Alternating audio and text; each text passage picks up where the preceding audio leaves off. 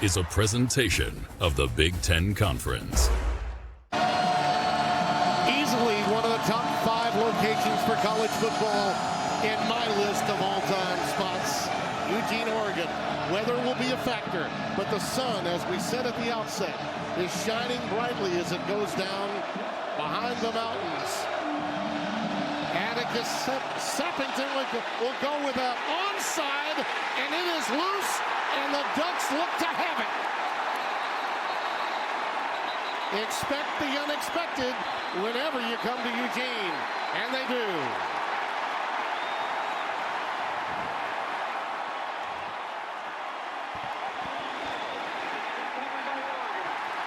They have given the ball to Oregon. We're waiting to see who got on top of it. Perfect kick by Sappington, though. I mean, just an outstanding job by Dan Lanning. I told you, he will not allow Wisconsin to come into Eugene and sneak up on him, and so he beats them to the punch. And an onside kick executed perfectly by the Oregon Ducks. Naeem Alford, who's a defensive back. You'll be hearing me call his name from time to time. When he gets into the game, comes away with a recovery. Atticus did the job on that kick. I mean, it was bouncing perfectly for Wisconsin to be surprised. Dante Moore, young man out of Martin Luther King in Detroit City, out of the shotgun. Quick handoff to Noah Whittington. He takes it inside the 40 to the 36-yard line. Pickup of 6. Second down and 4 coming up. There you see the numbers.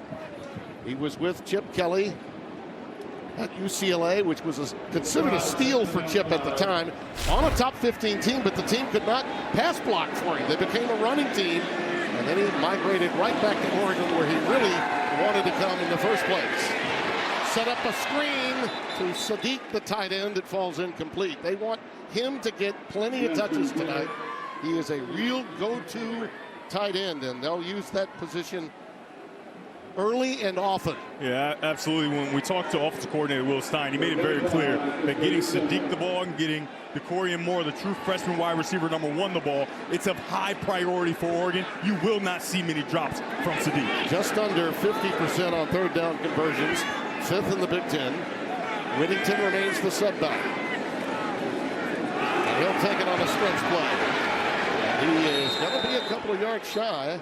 Mason Posa starting at that linebacker spot, vacated by the aforementioned Christian Allegro, who we mentioned at the top of the show broke his hand and was able to play, but did play in the second half of that game against Ohio State. Now they go on 4th down, where they're 71% on conversions. It's a really nice job there by the true freshman Mason Posa to get on the edge and make a play.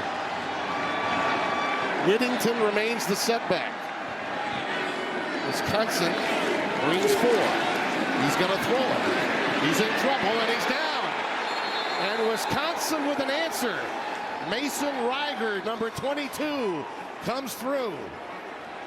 Dante did not feel that pressure coming from his backside. Yeah, Wisconsin here defensively, they do a really nice job of making sure they get their guys on the edge, and it's just relentless pursuit, right? He has the time, and he doesn't have enough. Great job by number 22, Mason Reiger. When they talked about this young man, they said it was motor and destruction, and you saw it on that play. Let's go down to Josh Sims. Josh? Well, Timmy B, it's never good when you're on your 3rd starting quarterback, but that is the case for this Wisconsin team as Hunter Simmons comes in to make his 4th start of the year. He has struggled so far this year, but the coaching staff has the full confidence in him that he can hopefully get something done for this team out here as they try and end this skid today. How about the adaptation from our sideline reporter after that onside? Had to change that first opportunity. That pass was to Giacomelli. And it falls incomplete. There you see Hunter Simmons' story. And as Josh mentioned, pretty incredible what they've gone through. And to be in their 11th quarter without having scored is something that Wisconsin is not accustomed to. Cade Giacomelli, number 25, in the backfield, out of a pistol set. And he'll take it right up the gut. Not much room at all. back. They're going to give him 3. Take a look in the middle of your screen right there. Number 52. Watch him jump the snap count. Amari Washington has played really good football, and there he blows that play up before it can start. If you're Wisconsin, what you want to do is start to play with the snap count. Make sure that you're not predictable on when you're going to snap the ball every single play. There you see Tosh LeBoy, the defensive coordinator. He was with Lanning when they were on Nick Saban's staff at Alabama. That pass is tipped and incomplete.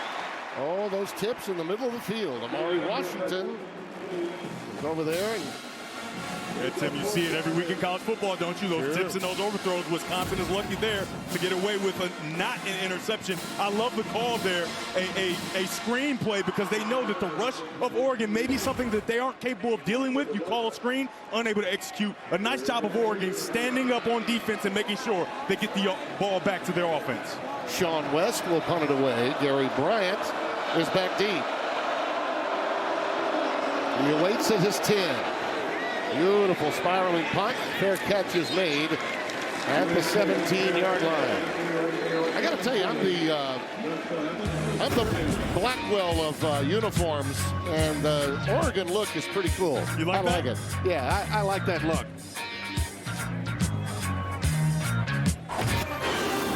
College football on FS1 is sponsored by Graduate by Hilton. Spirited stays in your favorite college towns. Just underway at Autzen Stadium. It has been the banner carrier for the best environment in college football out west for a long time. Rich Brooks got this thing started in the late 80s. And it continued through the Harrington era, the Chip Kelly era. Mark Helfrich, our colleague, played for a national title in 14. And here they are on the doorstep again. Noah Whittington ahead, running into the youngster Cooper Catalano. It looked like Gerald Peterson was offside there. Yep. Defense, number 17, lined up in a neutral zone. 5-yard penalty, first down. Jason Nickleby is our white hat referee tonight. Yeah, he's not the closest to the ball, but he's fairly close, and he does line up with his helmet over the ball right there in front of you. So make it first down and 5 now for the Ducks. If you're Wisconsin, you have to stay away from penalties like that. Oregon is going to do enough for themselves. You cannot help them. Out of the shotgun, quick curl, caught by Gary Bryant, the USC transfer, senior out of Riverside, California. And Catalano again was there to the stop. That's a pickup of 4, 2nd and 1. The 2nd and 1 is very dangerous for this Wisconsin defense. They have to be aware of the big play action and shot downfield. Whittington surges ahead for 2 and a first down. Posa in there to make the stop, along with Darrell Peterson, graduate out of Akron, Ohio. Posa, freshman from Albuquerque, New Mexico, pressed into that very critical position as you look at Will Stein, the former Louisville walk-on quarterback that has come in since Kenny Dillingham left to go to Arizona State and done a marvelous job as offensive coordinator. Jordan Davison is in the backfield now. Dante trying to step up. Nice spin move to get out of trouble. And he finds Davison out of the backfield on the check down and gets it up to the 32-yard line. That's a really nice job by the defense of Wisconsin trying to corral Dante Moore. You can see here, as Dante Moore gets to the top of his drop, they don't go past his depth, and so they jump right in front of him. But his athletic ability allows him to get out and still create a positive play on first down. And you know that first down production is so important, and there they get 5. So it's 2nd down and 5. Mike Tressel, if the name sounds familiar, it should. The defensive coordinator for Wisconsin, still confident that his team can bring it tonight. Make this game close. Davison, not much. Good recognition by Posa again. I got to tell you, Devin, this kid's everywhere. Mason Posa is all over the place for Wisconsin. That was extremely impressive to see him defeat the block. This is his first opportunity in this large stadium on this huge stage. He's able to defeat the block and make a play on a play that would be a huge play if not for his ability. Outstanding job by Posa there on the edge. There's Coach Trussell. Of course, the ties that Luke Fickell had with Ohio State and Coach Trussell. They run very, very long. Mike now his defensive coordinator. Dante juggled it a bit. Again, backside pressure. He did not feel it, and now we get a late flag. Sebastian Cheeks may have thrown him down with too much purpose. Let's see. Or it could be a hold. Could be a holding call. Personal foul, face mask, offense, number 76. That penalty is declined. Yep. 4th down. So no problem with the way Cheeks took him down. 76, Isaiah All-World is the guilty party with the face mask. Yeah, and there's the penalty right there. Face mask, All-World is just trying to stop him from getting to his quarterback who can't see it coming.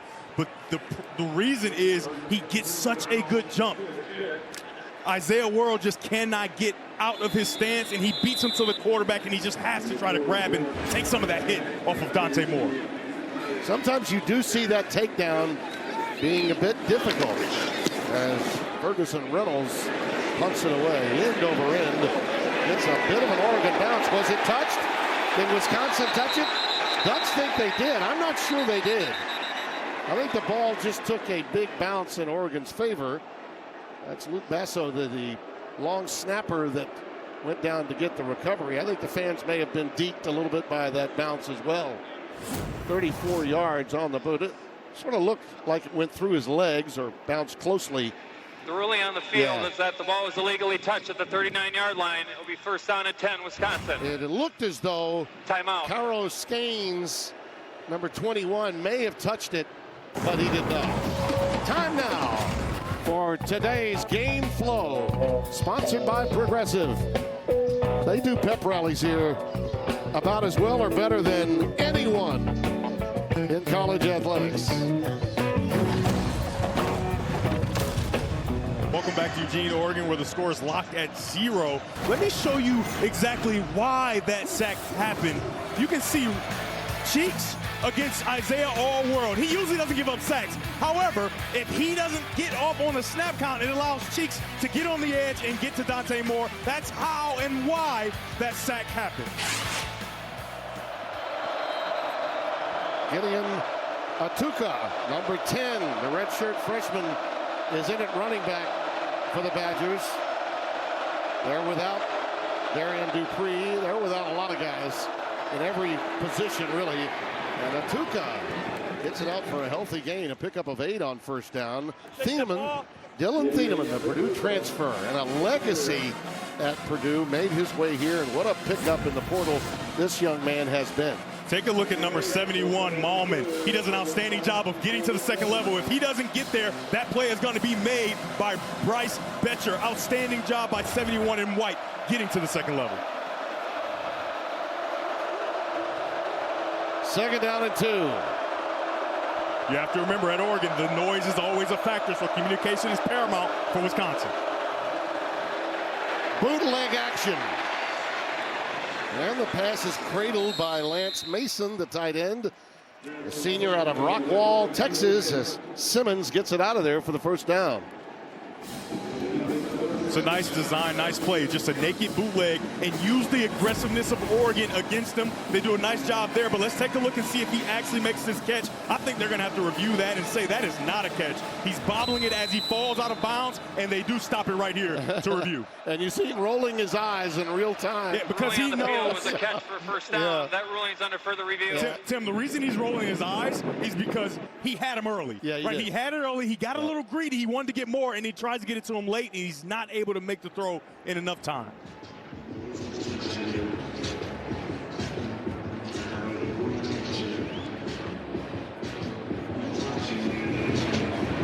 Steve Strimling is in for us tonight, playing the role of Mike Pereira. Mike unable to make it, but Steve is in, and he's going to tell us what he thinks.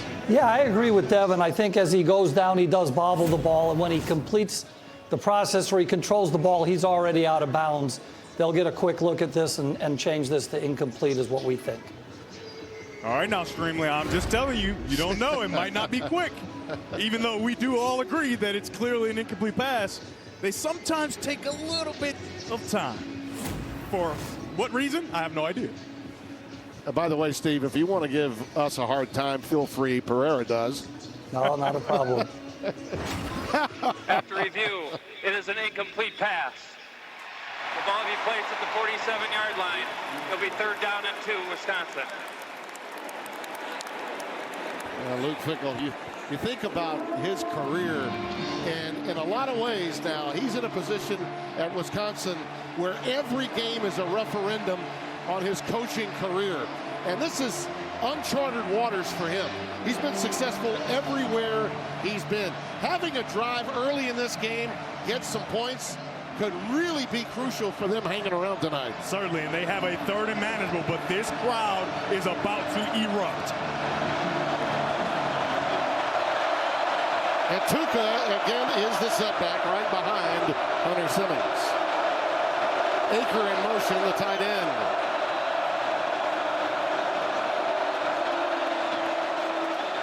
Tuca. I think they're going to mark him about a half-yard short.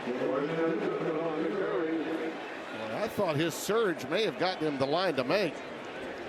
That mark is about a half-yard further behind where I thought it should be. Yeah, that left side of the offensive line goes to the double team up to the 2nd level, and they get massive movement. I think you're absolutely right, Tim. I don't know if that spot is a friendly spot for Wisconsin, but you can see they're in the huddle, and they're prepared to go for it. I don't like that spot at all.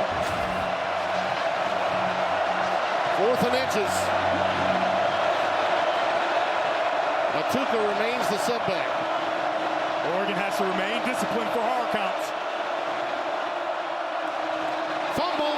It's on the ground, but I think Tuca got on top of it. It won't matter, though, because on 4th and inches, they turn it over on downs. So, job done for Oregon, turnover or no turnover. When you're in these short yardage situations, footwork is so important. It looked to me like Simmons has got his foot stepped on there. Well, he doesn't. He just doesn't get out. And when he doesn't get out, Coverly comes as a puller, and he knocks the ball out of his hands. And it's recovered, of course, by Wisconsin. But on 4th down, you gain no yards. The Oregon offense is back on the field. You can see there, you've got to seat the ball. If you're a young quarterback at home, you learn this on day 1 of quarterbacking. You get the snap, you put it right in your belly. We call it seating the ball so that this doesn't happen. Well, that play and that sequence of last 2 plays sort of sums up the Wisconsin season so far. Yeah, it does in a lot of ways. They have it quick. However, they just have to clean up some of the operations. And now their defense once again on trial. Benson on a reverse. Well diagnosed by Wisconsin defensively. Aaron Witt, 59. Chasing that one down. This is the series of plays. They have these different plays in these series of plays where they line up in these funky formations and they start to make sure that they run these plays that everybody knows. It's kind of like an openers on steroids. How about that alignment? Out to Benson, and again, Wisconsin all over it. They ruled incomplete. And I'm telling you, Aaron Witt is all over the place. He and Catalano, 44, read that play beautifully. You talk about well scouted. Mike Tressel's defense is all over it. So when they're in those 3-play series, they are halted if you get into 3rd down in long situations, right? You don't want to run one of those fancy plays that you have on 3rd and long. So they're going to get in the huddle or kind of like a mush huddle, get a real play in for 3rd down, and they may get back to that series of plays. I mean, you get a ball on downs at midfield, and they've gone 5 yards backwards. 3rd and 14. They've gotten to Moore a couple of times. A pump fake. Didn't fool Wisconsin. On the check down, he gets it to Gary Bryant, but nothing doing. They'll be in a punt formation here. Yeah, that's almost a forced pump fake by Dante Moore because the ball starts to slip out of his hands as he's about to throw. He's about to throw and the ball kind of slips, and then he still can gather it and make the throw and set up a punting situation.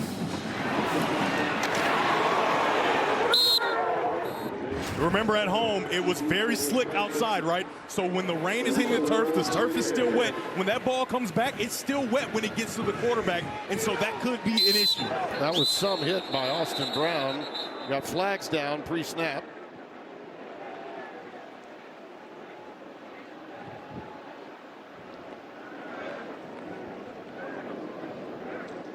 Likely a false start.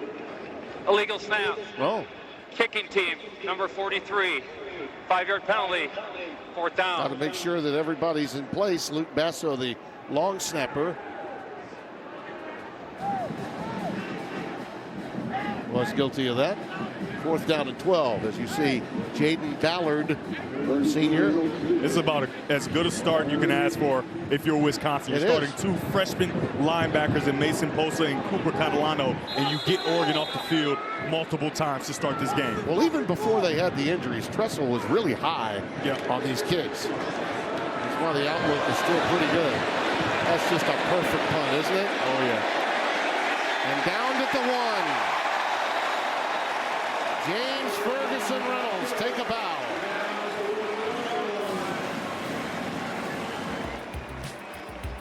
Don't you just always love an amazing punt and then a punter celebration? Just absolutely jacked about a perfect punt. Wisconsin offense when we come back. Scoreless midway through the first. We touched on the injury bug that had found the Badgers each of the last 3 years. All 3 of their week 1 quarterbacks suffered severe injuries early in the year. Mordecai, Van Dyke, torn ACL, and this year Billy Edwards Jr., a sprained knee. And since then, Danny O'Neal unable to go. Hunter Simmons gets the call. And now Hunter Simmons starts from his back patio, and I think that was close to a safety. Yeah, Tim, it's very, very close. That's such an outstanding job by number 44 in those uniforms that you love so much. Tatum Tuioti. He just comes screaming off the edge, and he barely gets the ball out of the end zone. There is no chance for this running back. Outstanding job by him to just get the ball out. Oh, no. Oh, no, they got to take a look. That elbow might have been down on the goal line. I think it may have been. Ruling on the field was that the runner was down at the 1-yard line. That play is under further review. So, Tim, it looked like that elbow might have been down, but that was the foot of an offensive line that it landed on. And I think he just barely got it out of the end zone. I'm with you. Tuioti, by the way, out of Hawaii. 3 tackles in that game at Rutgers that got out of hand very early in Piscataway. Let's take a close look here. He's getting tackled. Try to keep your eyes on his arm. I think the legs are good. It looks like he's off the ground. Oh, that left knee might have grazed the turf. That left knee might have grazed the turf with the ball still in the end zone. However, you need a clear and obvious look for the call on the field to be changed. And I don't know if that's clear and obvious that it hit the ground. You maybe can infer that it did, but I don't know if it's sure. I'm with you. I think what they thought they saw belonged to a defender, not to him. But to your point, if the knee did go down and that ball had not gotten beyond the plane of the end zone, then it's a safety. After further review, the ruling on the field is upheld. 2nd down. Yeah, I think, Tim, it was just the fact that they didn't. You can't infer. You have to be clear and know that you changed the call, because the call on the field has to stand or be upheld. Yes. In the new terminology. By the way, we would love to say that our program would have all of the cameras available, because we need them, yes. But we don't have a cart available, a cart camera that would go up and down the lines, simply because of the way Autzen is built. There's just very little room. This is sort of a football version of Fenway Park. Not much foul ground at Autzen Stadium. Gideon Atuka is in the backfield, out of the shotgun, and he bursts free past the 5, up to about the 7 or 8 yard line.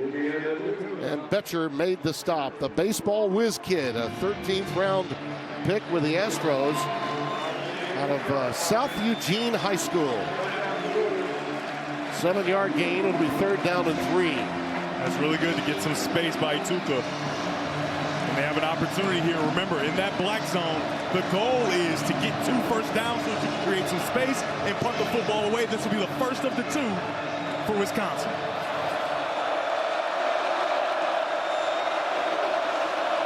Play clock winding down. Simmons rolls away from the pressure. Lets it fly, and it's caught. Vinny Anthony, one of the really few playmakers still in good health coming into tonight's game, and he's got a first down. That's so good by Vinny Anthony. You can see him in the middle of your screen right there, just staying friendly for his quarterback, right? He sees the pursuit of Oregon start to pass him by, and he sets up inside. Now, for young quarterbacks, you always are told, don't throw the ball back across your body. However, if it's clear and sunny, you have to make that throw. Simmons does it for a first down. We have not called Kekahuna's name. Tretch is really their go-to receiver. They go 4 wide now with Atuka in the backfield. And I'm impressed with the way Gideon Atuka runs. He's got some authority in the way he gets downhill. Thieneman, 31, again, coming up to make the stop, the free safety, after a gain of 5. You keep making 5 yards on first down in the ground game, then Wisconsin can begin to play their game. That's a recipe for success. If you continue to get a productive first down play, it puts you in a great position. And what is a first down productive play? At least 4 yards, they get 5 there.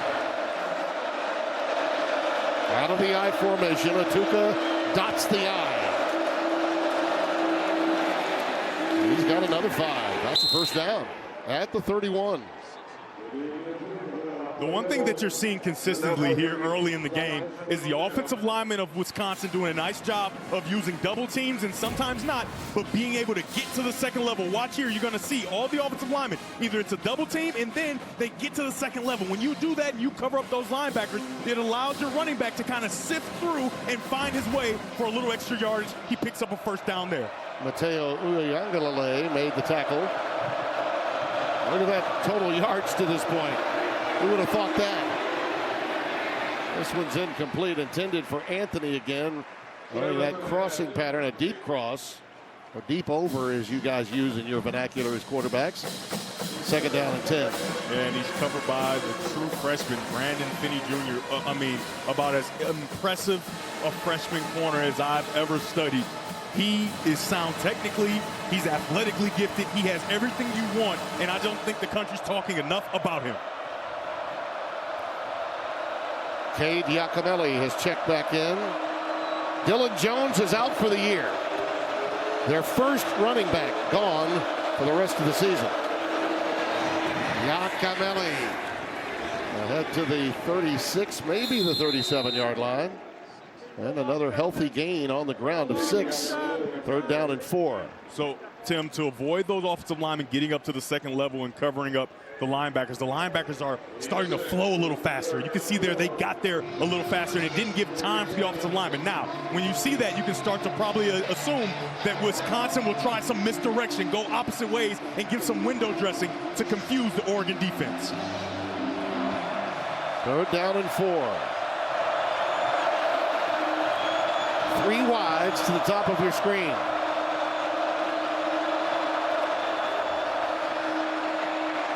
Simmons rolls left. That pass may be picked. Incomplete is the call. Looked to be Thieneman that almost had a chance to pick it off. Kekahuna was the intended receiver. Yeah, and I highlight him before the play because they want to get him the football, but you've got an All-American chasing. A great job of standing your ground and then racing to the point, and a great job of breaking on the football by number 31 in black. Well, you know, he left Purdue where all of his brothers and grandfathers played, but now he has an opportunity to win a lot of games, and he also gets to play more press coverage. He had been a backstop defensively for Purdue for such a long time. 25 yards deep. Yeah. Here's Sean West to boot it away. Gary Bryant has to back up. Bobbles in a moment. Regains equilibrium and gets it ahead past the 15 to about the 17 before being taken down. Well, the Badgers have done their best to shorten this game. Get something done on the ground. Play field position. It's what you got. How beautiful is that skyline? Scoreless, late stages of the first quarter, and let's go down to Josh Sims. Well, that Indiana loss was a huge learning experience for Dante Moore as a leader. Felt he wasn't vocal enough on the sideline during that game. Did not make the same mistake against Rutgers last week. A mistake early for the team. Made sure to hold his guys accountable, to talk to him and make sure that mistake did not fester. He gives credits to guys like Dylan Gabriel, the former Oregon quarterback that is, for giving him what he needed to be a leader, as well as our very own Devin Gardner for helping him come up and find his voice as a leader of this team. Something Devin has been reminding me of all afternoon. That's not true. Thank you, Josh. 1st and 10. Whittington. Noah Whittington, not much. Maybe just a yard. By the way, in that game against Indiana, in one quarter, the last quarter of the game, they had 15 total yards. That's their lowest output of yardage in a single quarter. But right now, okay, Wisconsin is teetering with beating that. They have allowed now 6 yards so far in this quarter. 3 yards until that particular play. So actually we'll make it 3 because he didn't pick up any yards on that play. 2nd down and 10. And that pass goes incomplete. Corian Moore was trying to reel it in, but could not. 3 yards of offense so far for this team after that fourth quarter output of 15 against Indiana. By the way, the Hoosiers took care of UCLA's mini run earlier today in a very big way on our big noon game. 3rd down and 10.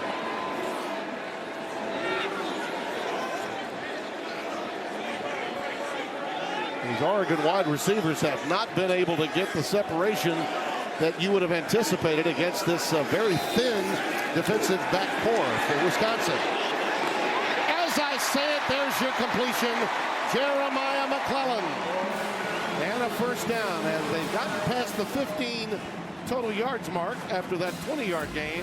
So Indiana's record remains intact. Wisconsin tried to go with a simulated pressure. If you give Dante more time, he is going to shred you to pieces. A great job of layering that throw over the linebacker and dropping it right into the arms of his wide receiver. I think we got a timeout before the snap.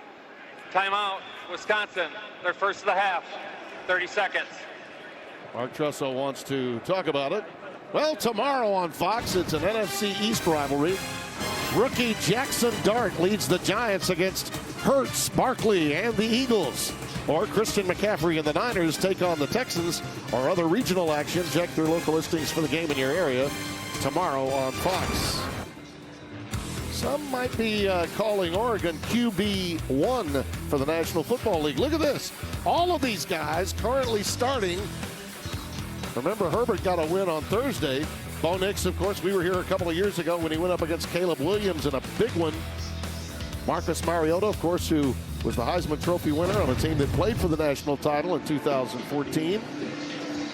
And you think about Dylan Gabriel and the job that he did, and in a lot of ways, Dante Moore's tour of duty as a backup to Dylan helped a tremendous amount, yes, but boy, the personality differences between Nix and Dylan Gabriel, and now this guy, Dante Moore, he might be probably somewhere in between those two guys from a personality standpoint. Boy, Whittington was wrapped up. I think Darrell Peterson got there about the time the ball was handed off by Dante. Yeah, I talked about this in the first drive. It's the jump on the snap count. Number 17, Darrell Peterson. He does an outstanding. He's right to the left of your screen. He gets off the ball and hit, extend. When you're a defensive end, even though Sadiq is a nice blocker, you cannot allow tight ends to block you. He defeats it and gets there for the TFL. 2nd down and 12. Moore setting up a screen, and it's tipped into the air, and that ends that play that was set up, and guess who did it? Mason Posa again.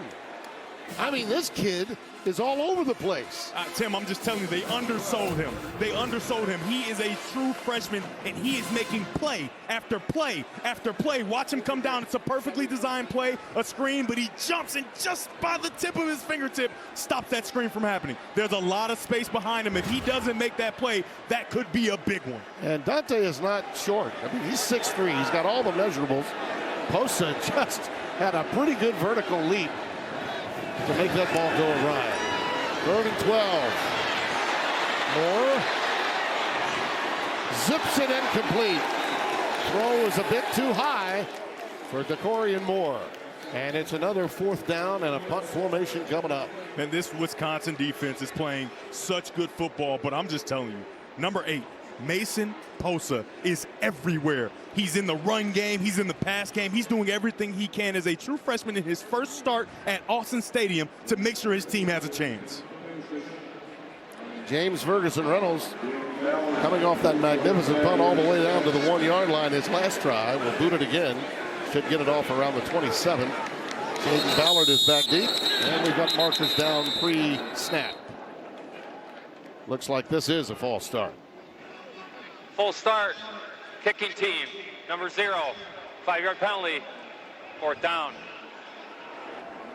Now, Tim, in the open, I talked about this Wisconsin team. Everybody's talking about a mutiny and how you've lost the team if you're Luke Fickell. And right. I made it clear that's not the case. And you can see this is a perfect example of this. You have a player in Christian Allegro who breaks his arm, down 3 scores, comes back into the game and fights for his team. Then he makes the trip here. I'm just telling you, this Wisconsin team did not come to quit, and they're going to give Oregon everything they've got. Defensively, they are in control of this game at this stage.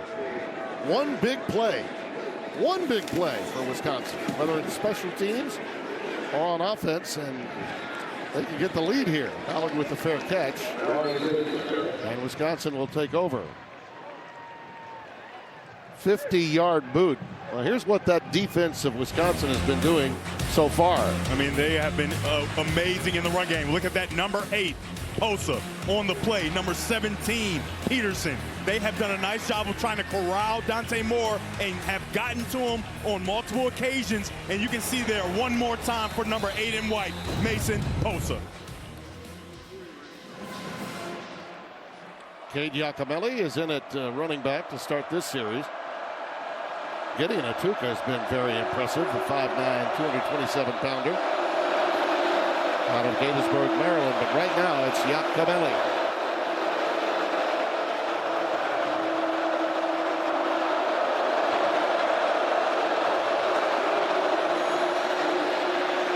This pass is way over the head of Grant Steck. Another redshirt freshman playing tight end. And Simmons just airmailed it through the end of one. I'd say this is, maybe a scoreless game, but Wisconsin's got their mojo on, even though the game is tight. Give me a little Grateful Dead to break, Kelly. We'll take it. These numbers are pretty incredible. Those numbers have led to no points. And the numbers for Oregon are far worse than what you see Wisconsin has. Pretty amazing. Gideon Atuka is in the backfield as we open the second quarter. 2nd down and 10. And a little pre-snap movement. The big band. You're not going to miss this kid. Amari Washington coming through there, number 52. All 6'3", 330 out of Detroit, Michigan, coming right to you. See if he was induced. Offside. Defense, number 52, unabated to the quarterback. 5-yard penalty. 2nd down. Tim, I talked about changing the snap count, right? What he's trying to do is time up the head bob, right? You're going to see here, he saw the head bob, and he thought this ball has to be coming at some point. It's not coming just yet. Good job by Wisconsin. Find a way to get out of that 2nd and long. They haven't had many of them, and that is not conducive to success on their offense.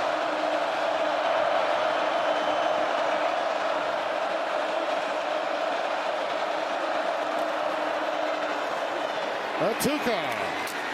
1st down. Out to the 37-yard line. Bryce Betcher again in on the stop. Top tackler against Rutgers, had 7 of them in that game. Take a look at Mateo Uyunglele. He's the edge protector right here, but he comes in too far, right? He comes in way too far, and it allows for the running back, Gideon Atuka, to get outside and pick up nice yardage enough for a 1st down.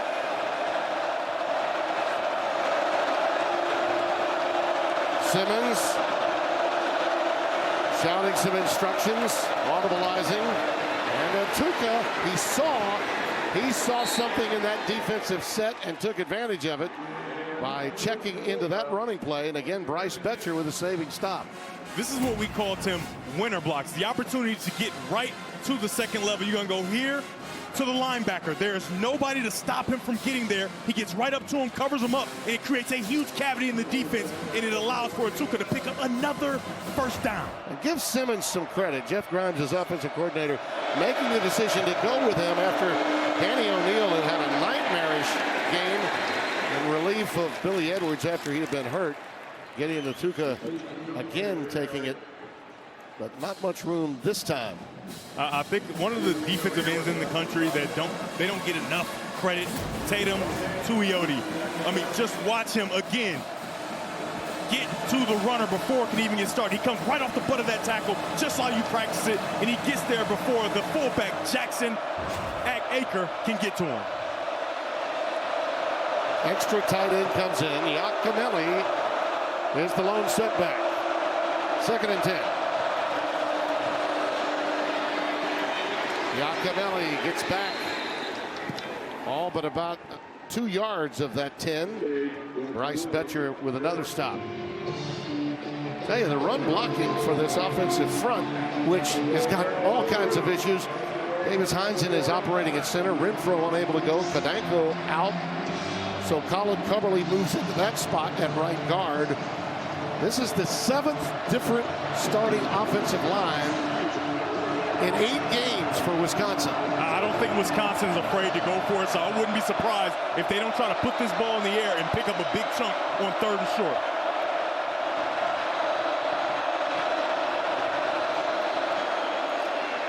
Atuka has the first down.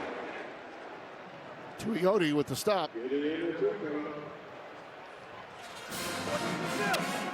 He leads the team with tackles for losses, coming in with 8 of them. It's because of his trigger. His quick trigger off the ball, almost backside plays. He gets there, he stays tight to the butt of the tackles. He does an outstanding job. That time, he gets there in just enough time to stop him from picking up a first down. I'm absolutely amazed at that spot. Yeah. That's 2 times in a row. I cannot believe that they marked that short of the first down. Yeah, I have to agree, Tim. It looks like he clearly got the first down, but they play on. I think I'd ask for it. I think that's exactly what Luke Fickell is thinking. Like, are you kidding me? 2 times in a row? All right, so remember, the yellow line is unofficial. However, with the hand down and full extension, I don't think it's even close that he didn't get the first down. No, I mean, he certainly picked it up, and I think this is going to be a fairly quick review. If they do review it, it looks like they're not currently. And by the way, I think they are. I think they are now. It might be one of those expedited reviews. Yeah. And it's only because the timeout was called by Fickell. Yeah, and so that's important because now you use a timeout that you may need at the end of the half. He'll get this one back, I suspect. But he had to ask for it. He had to ask for the timeout to have them look at it. Listen, from the waist forward, he was over by a good half yard to a yard the line to make. You were all over it. You're absolutely right. And I was prepared to say, Tuioti, he gets there, but not in enough time. But then I look down, and it's 4th down. I'm like, well, I guess he stops him just before. Yeah. Left foot spot versus right foot spot. Happens all the time. I know the NFL has some technical tools to help with this process that college doesn't have, but sometimes you just have to understand where the ball is. Wisconsin is challenging the ruling on the field that the runner was down short of the line to gain. We will review the play. And here we go through the protocol. Tim, I do not agree with this, forcing them to use one of their challenges. I think they're certainly going to win it. Yeah. However, you're forcing them to use their challenge, one of their challenges. I mean, this seems like a perfect opportunity for that expedited review. Hey, we might have gotten it wrong on the field, but we can fix it, and they just do not. Hey, Tim, how weird would it be if we lay it on so thick and then they say, yep, still not a first down. Let's take another look. Maybe we missed something here. Well, I know that. So he's contacted in the backfield, but that hand down and then that extension, I don't think it's close. Yeah. I realize the Grateful Dead didn't do Lion Eyes, the Eagles did. But I think that's what we got going on here, a case of some Lion Eyes. I mean, it should be easy. Yeah. I realize it's been a tough year on Luke Fickell, but he must be thinking, what else do we have to do to get a first down? And by the way, every inch means a lot in the kind of game he's having to play because his offense is so depleted with injuries. Of course. Every inch, every timeout, every challenge, it all matters here for Wisconsin. And it's taking entirely too long.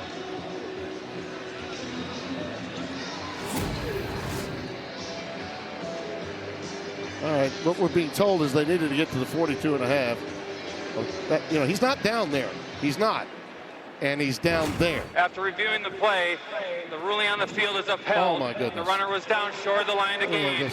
Wisconsin is charged with their second timeout of the half, and they have lost their challenge for the remainder of the game. Absolutely brutal. Wow, that's incredible. That's incredible. I think everybody watching, including Oregon fans, are thinking, well, we got away with one there because I just don't see that being correct, but they got all the angles, and they came away and said that he was short. Don't believe your lying eyes. I remember in the Outback Bowl, University of Michigan versus South Carolina, we got one that we didn't deserve, and then the next play was dangerous. Davian Clowney got into the backfield. You might see something like that here.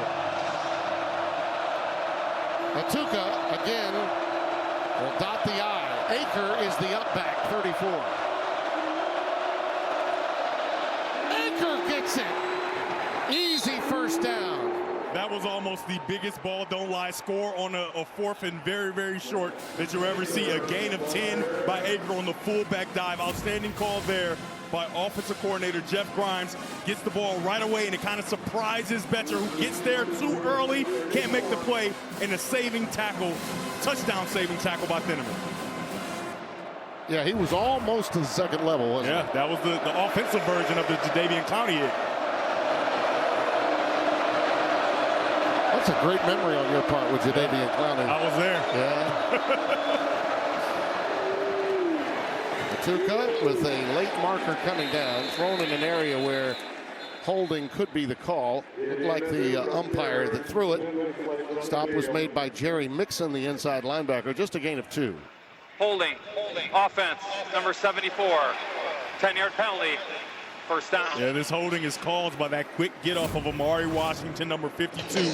Watch right in the middle of your screen there. The center, he tries to get to him, but he just can't get across the face. Great job of getting skinny, turning those shoulders for Washington, and forcing the takedown. Yeah, by the way, this is a guy that's a normal tackle, pressed into duty to play center because of the injury to Jake Renfro. And to this point in the game, he's played well. However, he set his offense back there. This is not an offense that's prepared to pick up yards in these long downs and distances, and they go tackle over here. First down and 20. Coming back the other way. They dodged a bullet that time. They were coming back the other way after the rollout right, and Oregon was prepared, and that could have been perhaps a pick six going the other way. Yeah, they go all tackle over, and you got 3 guys for Oregon that are going to be disciplined and make sure they're in position to make this play. Outstanding job by a true freshman corner, a linebacker, and a defensive lineman. Tosh Lapoy has his guys lined up where they need to be as well. Second down and 20. See if they can find Vinny Anthony again. Number 8, Atuka. He's been the most effective offensive player for Wisconsin. Running into the Bear Alexander. Talk about a quick, big man. He is that. Of course, made his way from Georgia to USC and on to Oregon. Only realizing his potential now in many respects. Yeah, he didn't start the season as a starter, and that sent the message across this program that, hey, if you aren't performing, you will not start. He's earned his opportunities. Third down and 13. Deep for Anthony. Ball hung up in the air just a little, allowing Aaron Flowers to get over and knock it away. This is what you call cover 2, where a safety's over the top. In a corner, they have to stay connected. As they stay connected, you're going to see It's a tight window to make this throw. You got a long corner of safety over the top. There's not a lot of space. It's a good effort by Simmons to make this throw, but a nice job coming over the top for Flowers, and he almost makes an outstanding interception. So they're going to play field position. That was a really good drive for Wisconsin, their best of the evening. Atticus Bertrams will punt it away. And I think we hear some whistles pre-snap. Atticus setting up to get that coffin corner boot off rather than Sean West. Delay game. Kicking team. 5-yard penalty. 4th down. They may have wanted that, actually. Could give him a little extra room to work with. You know, I never understood why you don't decline it. I would every time. Yeah. I'm not going to give you the luxury of having more space to punt. Gary Bryant is at his 10 in single safety.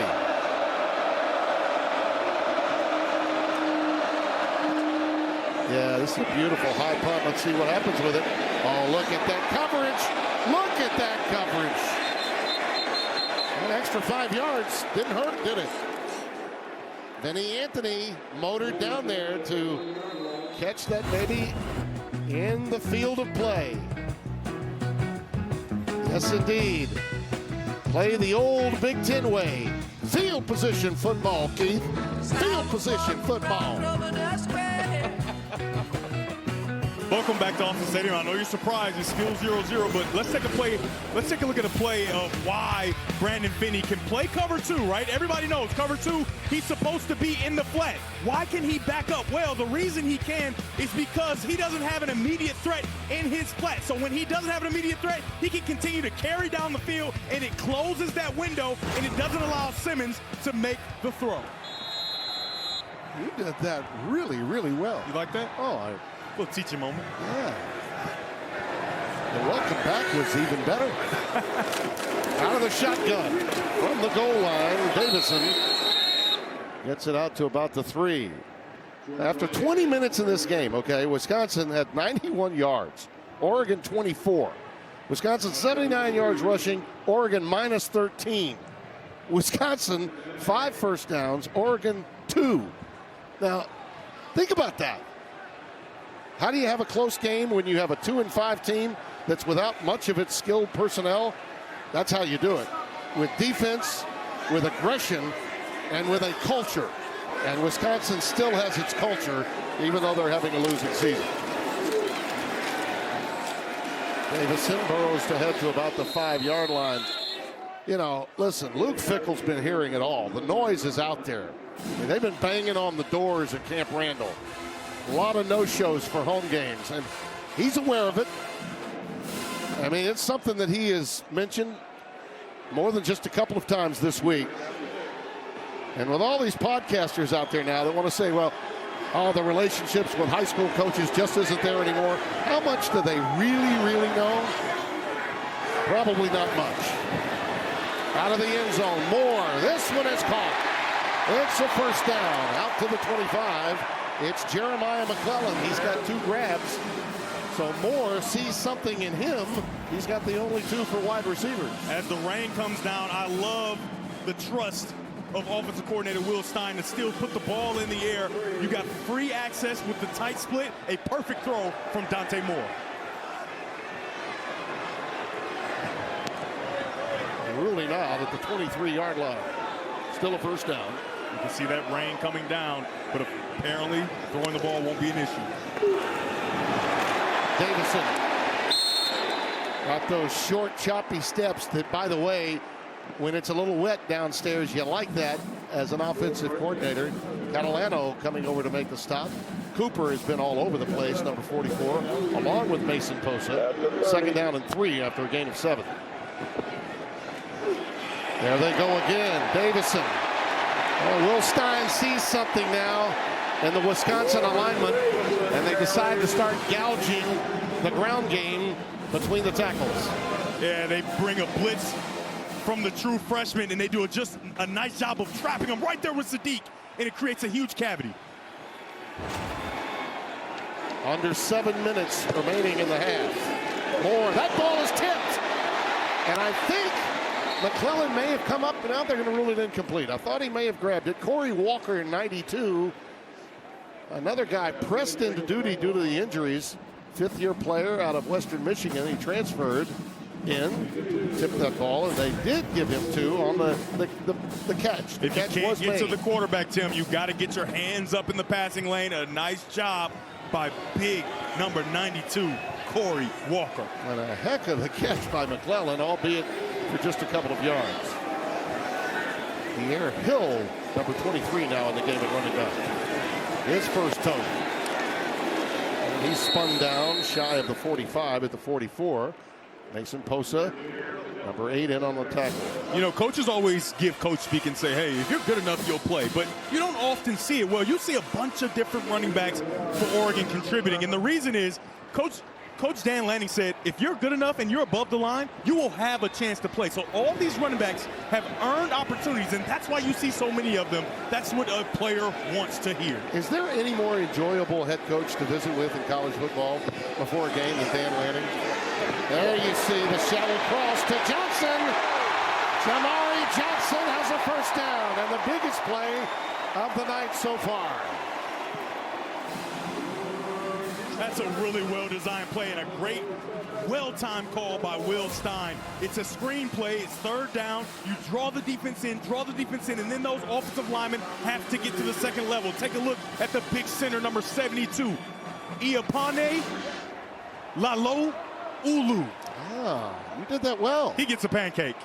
They call him Pancho. Yeah, and I think you should call him Pancho Yeah, for the rest of the here night. on out, moving forward, he'll be Pancho in the middle. First down, Davison. And we got markers down prior to the snap at the line of scrimmage.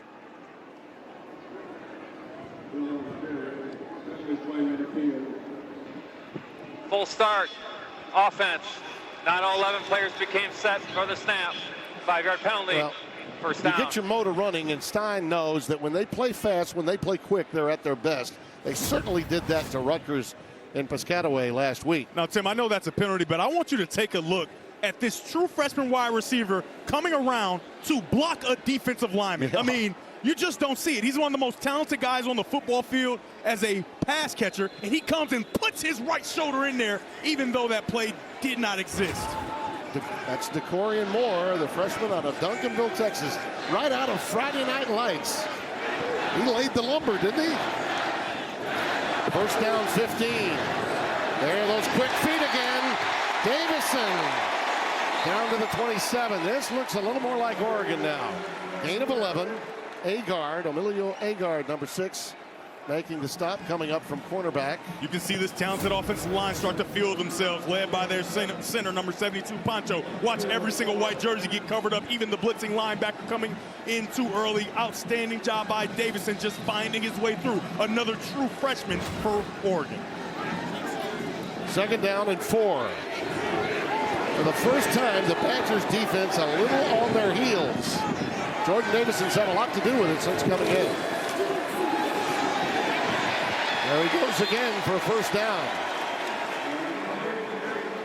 6 yards that time. When we talked to offensive coordinator Will Stein, he said in that Indiana game, he was so mad at himself because he said, why didn't I just run duo? Everybody knows duo. 2 people going to the second level, double teaming, and they are doing that all the way down the field. Now, before this drive, Oregon had 16 yards rush, 16 rushes, minus 16, I should say. On this drive, 40 yards alone. So they have certainly gotten into the positive yardage on the ground on this drive. Dante calling his own number this time. Inside the 20 to the 16.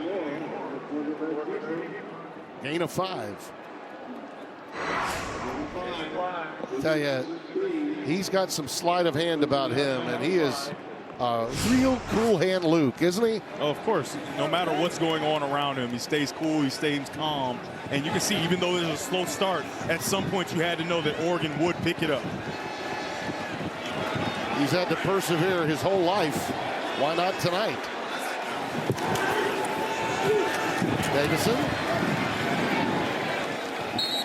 As you run out of terrain and you get into that red zone, The yardage a little more difficult to come by. Yeah, Third and 2 after that. You're absolutely right, and the defense starts to tighten up, right? Those linebackers, those defensive linemen, they start to bear down, and so pass plays are not off limits here. You have the opportunity in the third and short situation to get the ball behind some of those linebackers and those low safeties. And you can really hear from field level the wind picking up now. Gary Bryant is in there in the backfield.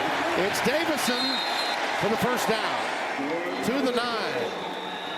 And we're at the 2-minute timeout. And for the first time, Oregon in the red zone of Wisconsin with a chance to get on the board. But the Badgers, though beleaguered and battered, have begrudgingly stayed in this game to this point.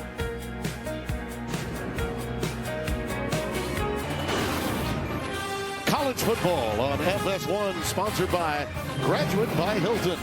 Spirited stays in your favorite college towns. Always love our visits to Eugene. They look at the play selection in this drive. They've done it on the ground. The addition of Jordan Davison has a lot to do with it. Listen to this, Devin.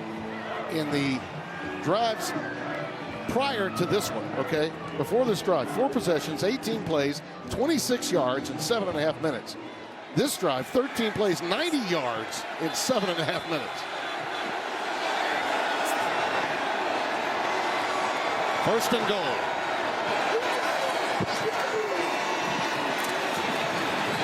Dante inside the 5. Marker down, so hold everything. It's thrown in the backfield, back around the 15-yard line.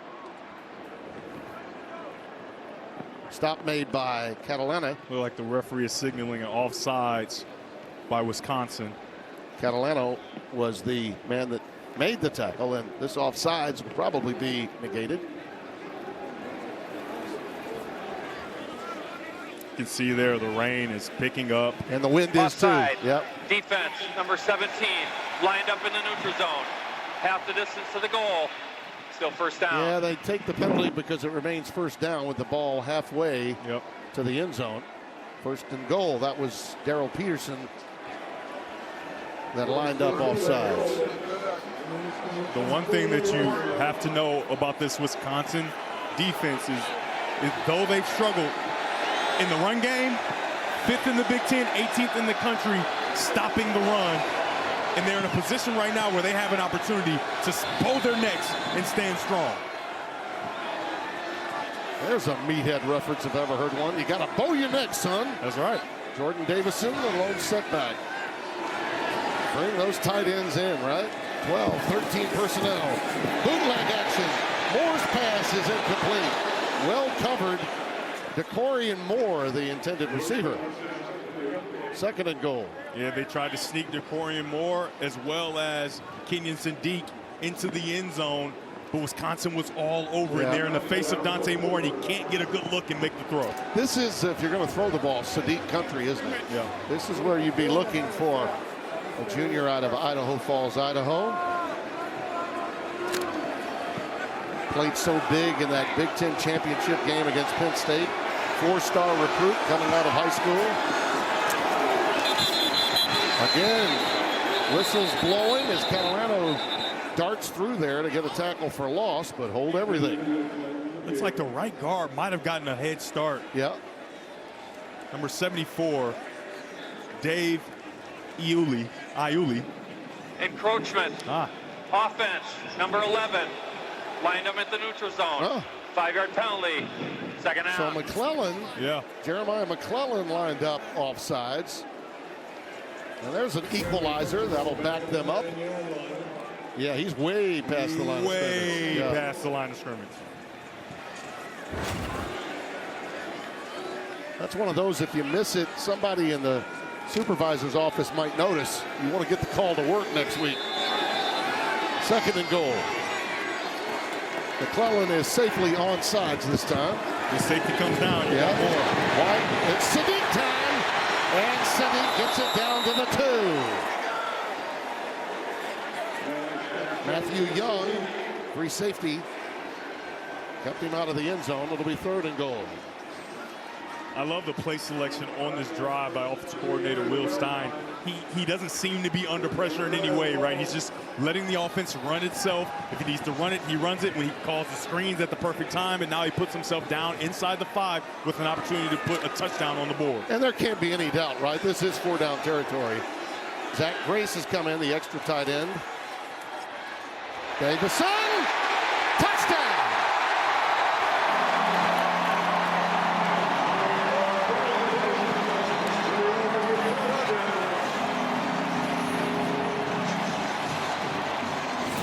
We haven't seen Tackett Curtis in the game much. He's in right here. He's the unblocked defender. He has to make this play. He can't make it, and it's a walk-in touchdown for Davison. We haven't seen much of him because of the production of Mason Posa and Cooper Catalano. Well, he comes in the game down in that crunch situation, and he's unable to make the play unblocked.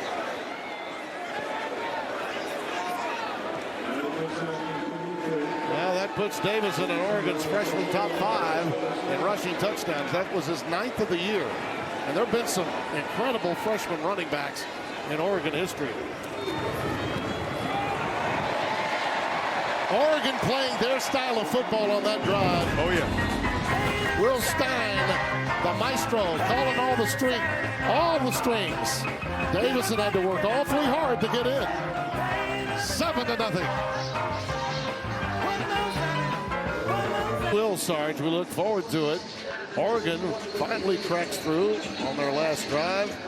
99 yards on that drive. The rest of the game, they were really backed up by this feisty group from Madison, Wisconsin that you knew would play with a lot of incentive and a lot of purpose in the wake of their most recent blowout, and understanding that offensively they just are without a lot of weaponry, and their defense has to play nearly perfect football for them to have a chance. Yeah, I just want to tell you, Tim, that Oregon offense, I think, was surprised by those freshman starting linebackers. Yeah. And they didn't understand their speed and intensity, and they're starting to figure it out now. Benny Anthony has a lane. And he gets it out to the 33. I thought for a moment if he had stayed down the sideline, he might have been a little better off. He decided to cut against the grain. Well, the little bug, the old VW doodle bug, we called it back in the 70s, Devin. Those were little doodle bugs. Doodle bug. Back in the day. Little doodle bug. That, ladies and gentlemen, is what we call spirit that's committed. Absolutely committed. Committed-ish. Yeah. The moss may not be where she wanted it. The mascara may be flowing in the wrong direction, but she's committed. Oh, yeah. 1st and 10 with a minute left. One would think Wisconsin would be happy with a 7-point game at the break and just get out of Dodge and get something dry, but they're going to take, Oregon's going to take a timeout. Yeah, Oregon has 3 timeouts, so if you're Wisconsin, you got to do your best to pick up a first down because you played so well offensively, defensively, mostly. Offensively, you've kind of weathered the storm, and you don't want to allow Oregon to get points on the board before the half after playing so well defensively. Yeah, no question. I mentioned earlier about Simmons when he came in. He's managed the game and checked into some good plays from time to time. Yeah. I think I just spoke a little earlier in the game when I mentioned Danny O'Neal being out, but he really was just replaced by Simmons after having a nightmarish game in the wake of them losing Billy Edwards to the season. And frankly, that has been the bugaboo all along for Wisconsin. And say what you want, when you lose your starting quarterback right out of the gates, and for it to happen 3 straight years is unbelievable. And that's what's happened to Luke Fickell. If there was a Disney movie created where that was the plot, everybody's saying this is fake. No question. 2nd and 7.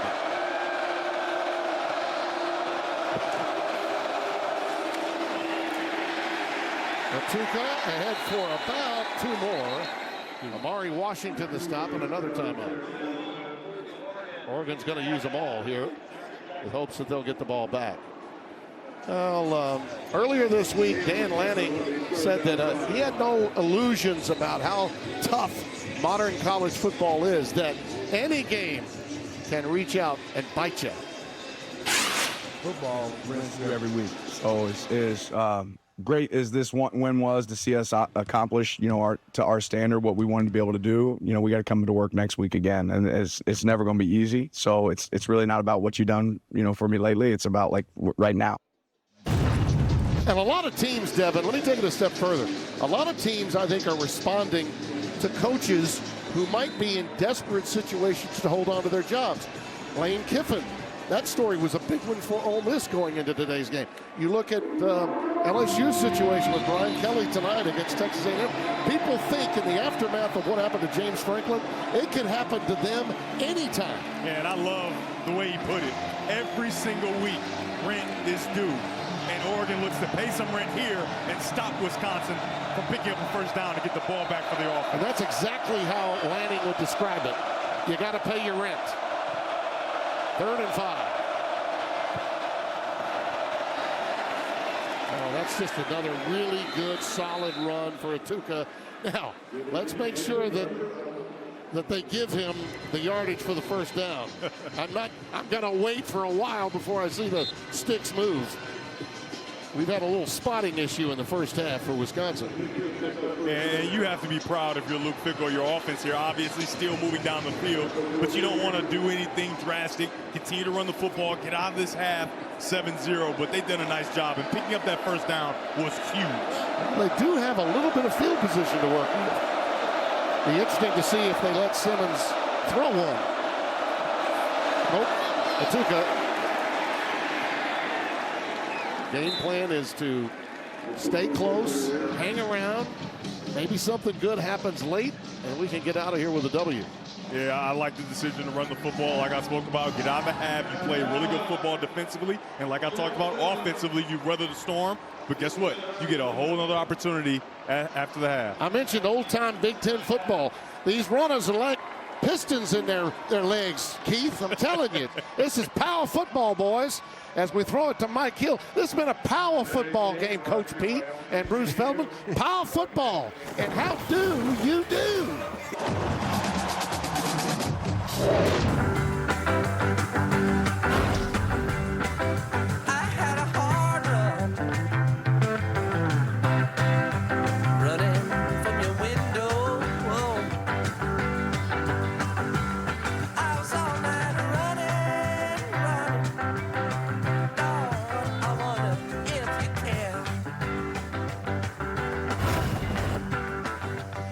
The key word is grateful tonight. Our Lowe's by the numbers, sponsored by Lowe's. Score with Lowe's app. Download it now. And here are the first half numbers. And look, you look at that, and Devin, I got to tell you, something that we learned in broadcasting school a long time ago. Don't adjust your set. The score is 7-0. Yes, it is. And a lot of it is because of that Wisconsin defense. They have come to play. And it's not often that you insert a true freshman linebacker and he makes a huge difference. But that's what we have. He was all over the field in the first and the second quarter. So if you're Will Stein, the offensive coordinator, what do? He's flying all over the field. Let's put him in some action. And here's one example. You design a screen where you can get those offensive linemen to the second level, get him moving backwards, block him, and create opportunities down the field. They've done a nice job at the end of the second quarter on offense for Oregon. Can they continue that same success now that they know about these true freshman linebackers? Noah Whittington awaits the kick. Oregon will possess the ball to start this game, and after the touchback, let's go down to Josh Sims. Well, the goal for this game for Dan Lanning and Oregon was to start the game fast. That's why you saw that onside kick to start the game. Now that drive did stall out. Lanning told me it took too long for them to get points on the board, but once they established that running game, that's when things really started to open up. So he told me in this second half, we got to be able to run the ball, put points on the board, and put this game away. Well, let's not forget, in terms of starting fast, they began with an onside kick. Got possession of the ball and did nothing with it. And from that point on, they were stymied until that 99-yard drive that Will Stein got going. First down from the 25 with Noah Whittington in the backfield. Extra tight end. Quick pitch. And Whittington takes off. Big time. I'd say that's running the ball, and I'd say that's running fast. Wouldn't you? Austin Brown with the tackle. 35 yards. I mean, how about our guy, Josh R. Sims, getting us the information and foreshadowing what we just saw there. An outstanding job of the offensive line. Look at those big fellas down the field running with their talented running back. I don't know that I've ever seen a 360 spin off a toss sweep. And Whittington had it. Now he goes 10 more yards. Down to the 30. Catalano, 44 with the tackle. One of those freshmen of influence in that first half. Watch the interior of this offensive line. This is what you call duo, double to the second level. You can see them getting to the linebackers. That's one thing they weren't able to do early in the game, and they're figuring that out. And it started with that 90-yard drive. Yeah, looks like the Ducks are trying to come out and make a statement in this opening drive. Get their act together.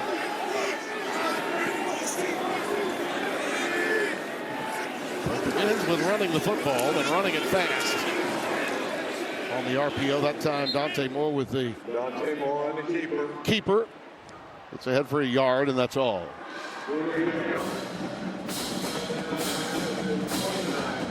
Kevin Gardner met him at an autograph get-together while playing Michigan football. That's Dante checking out.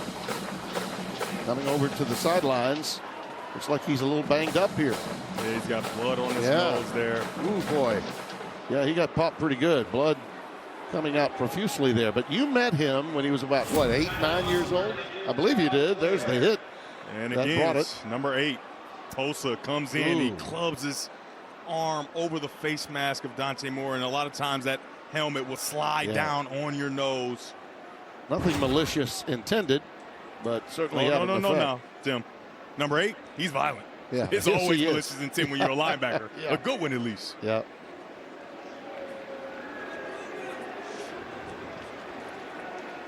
And he's going to have to come and sit for a little while. It's good to see him get up on his feet. Looks like Austin Novosad is warming up, about to come in for it. We'll be back. Number 16 warming up. That's Novosad. But Brock Thomas, the youngster from Eugene South here in Eugene, Oregon, got some playing time. He played at Sheldon High School, same high school as Mr. Herbert. And he's in the game now to spell the injured Dante Moore, who's dealing with a bloody nose. Hill and Davison are the setbacks flanking him. Davison towards the boundary, and again, sideline to sideline, Wisconsin will get there. Ben Barton made the tackle, number 68. Here's another look at what happened to Dante and why Brock Thomas is in the game, right? Just a club over the face mask that made him have a bloody nose there. And more on Brock Thomas, when we talked to Dan Lanning, he said, listen, if you're above the line, you'll get a chance. And he's performed well, so he gets his opportunity here. Looks like this is going to be a free play if he wants it. And he finds his man, DeCorian Moore. Moore is getting Moore down to the 5-yard line. Markers down, though, back at the 35-yard line. I see a little yellow hanky. Yeah, he got him off sides, right? Yeah. He got the... Right. Should be a free play, as I mentioned, in real time. How about the redshirt sophomore Brock Thomas? Understand the situation. You got a free play. Get it to your best playmaker. DeCorian Moore finds a way down the field, and I imagine that both these penalties will be on Wisconsin's defense. He knew it, too, right away. Here's the initial penalty, right? Posa. But then he stops, right? He's a true freshman, right? Hasn't played a lot of ball. You have to remember, hey, you have to continue to play there. I don't think he would have been able to affect that play as much. But a nice job by Brock Thomas. That might be a late hit by big number 72, Pancha. Would be a little halfway Offside. closer to the field. Defense, number 8. That penalty is declined. The result of the play is the first down. After the play was over, personal foul. Defense, number 72. Half the distance to the goal. I think he meant offense. I think he misspoke Correction. there. Right. After the play was over, personal foul, offense, number 72. 15-yard penalty from the end of the play. First down and 10. Fickle's got to be saying to himself, really? You're going to put me through that, too? The emotional roller coaster just continues. Oh, my goodness. For Luke Fickell, but they did make a mistake, and you can see just a little extra, and then another extra there. Too much. A lot of extra. Love the effort, though. Love the effort, right? Yep. You got to be smart about it. It's a 15-yard penalty puts you back, but you do have a first down. You know, no matter how hard it rains, he's got a hoodie, but he won't put it on. You know, he's an old wrestler, Luke Fickell. Way too tough. Way too tough to put a hoodie on. First down from the 20. I know you got a young quarterback out, but you got a lot of space out here with one-on-one coverage to the top of your screen. Brock Thomas to Davison. The stretch play, cuts it back. He is in there. Touchdown.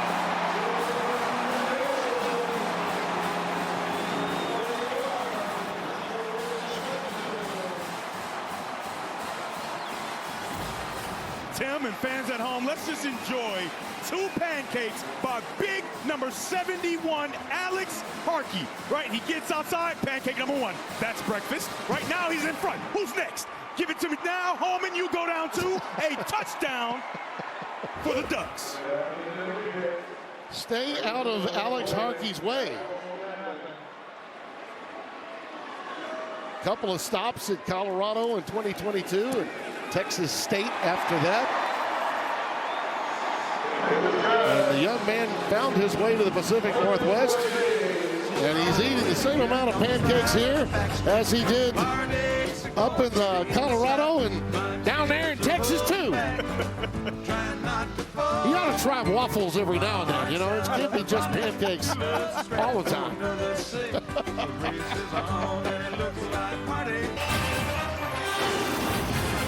College football on FS1, sponsored by Graduate by Hilton.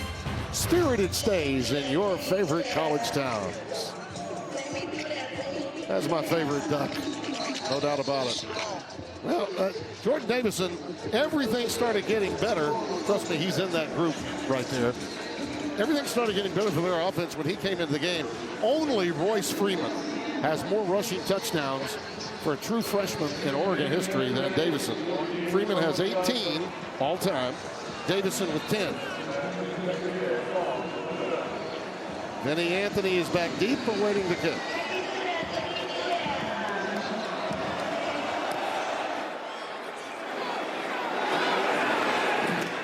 Anthony got ahead of steam.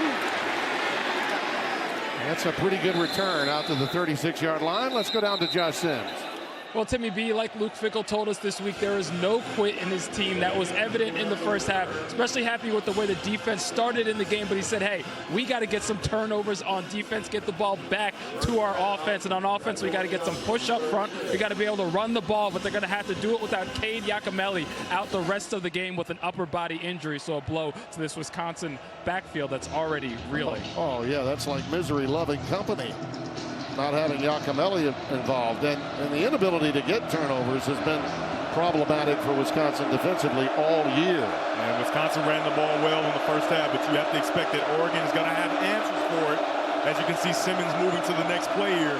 So they may have to take a shot at some point. Bootleg action. Looping it. Ball hung up in the air. It's going to be ruled incomplete.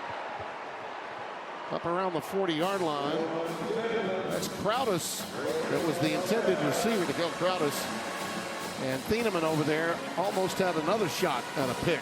Yeah, you thought they would at some point take a shot because that defense for Oregon is starting to tighten up on the run. But when you have a former All-American as a freshman and Thieneman in the back end, he is prepared and ready for any opportunities down the field. Shotgun, Atuka in the backfield. And markers fly again. Left tackle number 71 got a little antsy, Malman. Yep. Full start, offense, number 71, 5-yard penalty, second out. He started all 7 games. First one at right tackle, last 6 at left tackle. He's a veteran up there, just did not hold his water.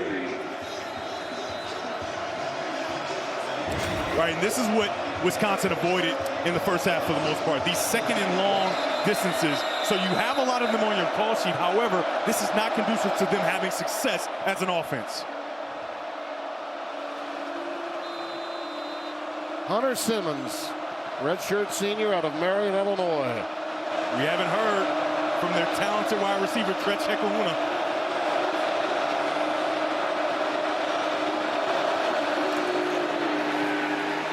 Atuka, well, he has run with authority all night long, and he's got another first down on a tremendous gain, and he's got a jabber about it, too, along that Oregon sideline. A little whooping going on after he was picking them up and putting them down. It's a really nice job by number 86. You can see in motion there, Lance Mason. He blocks one guy, and then he gets to the second level, secures the second level, and allows for Gideon Ituka to pick up yardage. Another first down for him. I mean, he has picked up a number of first downs on the ground in the first half, and he continues that here in the second. 18 yards on that carry. I love the fact that he switched hands as he was headed in that direction, too, on that running play. Lost art among many young backs. In traffic, into double coverage. Simmons tried to fit it in there to Lance Mason, but Betcher knocked it away. I just love the discipline of this Oregon defense. And a lot of credit goes to defensive coordinator Tosh Lapoy, because the way that Wisconsin have run the ball, you would think that these linebackers would be a lot more antsy. They would get downhill and maybe not take care of their responsibilities. But there you see a veteran, Bryce Betcher, doing a nice job of not committing to the run, staying there in his responsibility, and knocking that ball away. He spent a lot of time last week on their defense inside the red zone. They're better than almost everybody at keeping them out of the red zone. Not many times the teams cross midfield against this Oregon defense. Jerry Mixon makes the stop after Atuka picks up 3. But I mean, you gotta love the overall approach that this defense has, without question. They rank high in just about every category. Hey, Tim, number 87, Jackson McGowan just entered the game, and it's been alerted to me that when he enters the game, they don't really love him as a blocker, so I expect for this to be a pass downfield, maybe not to him, but to someone on this offense for Wisconsin. He's number 87.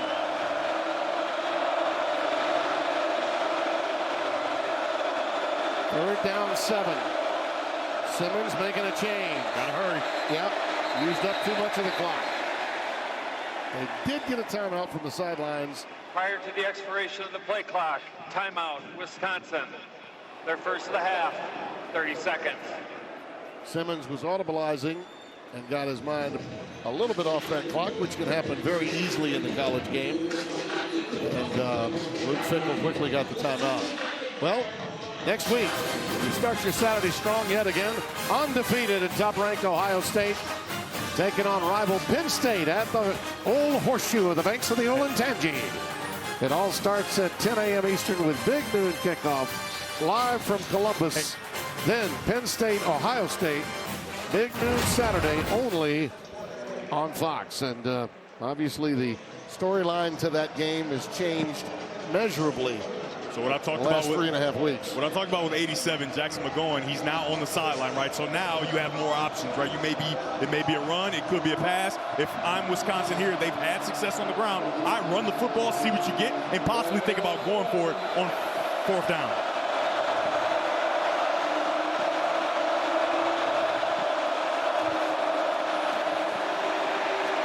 Simmons, he's resourceful, incomplete. Led his receiver a bit too far. He was going for Jaden Ballard. 4th and 7, and that may be a little too long, don't you think, to go for him?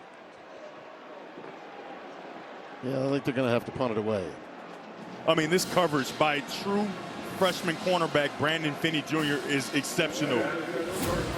Does a really nice job of just chasing and making sure that this play cannot happen. This is so difficult. It's a pick play, and he is right in the hip pocket, making sure that play cannot be executed. Atticus Bertram will punt it away. Remember, the Badgers are scoreless now in 14 consecutive quarters. 14 consecutive quarters. That's a fair catch by Bryant. And Oregon will take over on their patio. But the Ducks got the quick score in their opening drive of the second. And in a matchup like this, 14 may feel like 40 for the Badgers. Welcome back to Austin Stadium, where the score is now a 2-score lead for Oregon. And how and why? It's because of these offensive linemen. I don't think you've ever seen a more athletic group of men who are 300 pounds plus running down the field on multiple occasions. They have leaned on this offensive line to make sure that they put points on the board, and I expect them to continue to do it here on this drive. I think Harkey and Poncho felt like they scored those touchdowns. Oh, yeah, they should get something, an assist or something. Brock Thomas remains in at quarterback for the injured Dante Moore. Just came out of the tent. We'll check on him in a bit as Noah Whittington gets out for just a yard. Mason Posa with a stop. There he is. On a night like this, weather being the way it is, the defense of Oregon playing the way it is, might be a good opportunity for this youngster that they feel so highly on. A 3-star who threw for almost 3,000 yards and 41 touchdowns at Sheldon High School. A legacy within the Oregon program, too. Brock Thomas to get a little playing time. Whittington! Whittington! Whittington!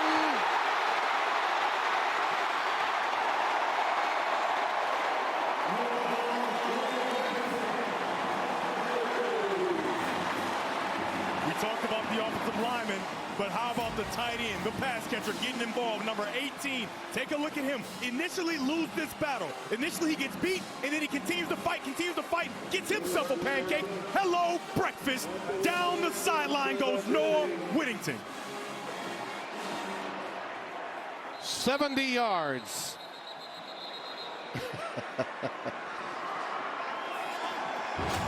I think our friend the Disco Duck thought it was a house call. He had a touchdown all the way. Further review. They're going to likely check to see when he stepped out of bounds, if he got close to the sideline. For the moment, this is Oregon's largest run, All right, but so I think let's they take a may look. rule him out a little sooner. Right there. Yep. So that may reduce that number down quite a bit from the 70 yards that we previously unofficially had. Still a really big gain, and when you run plays at the point of attack, you have to win, because they say get the play started. If you don't get the play started, it won't work, and you have to give a lot of credit to Kenyon Sadiq initially losing the battle and then finding a way to get that play started for a big game. However, I don't think it's going to be as big as we anticipate. I think you're going to rule it about the 47.5, somewhere between the 47 and the 48 of Oregon. It happened right there. Yep. Right at the 48-yard line. Yep.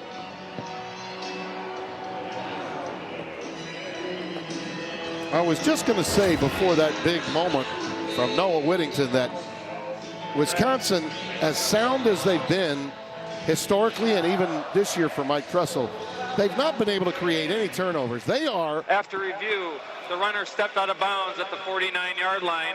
It'll be first down and 10, Oregon at that spot.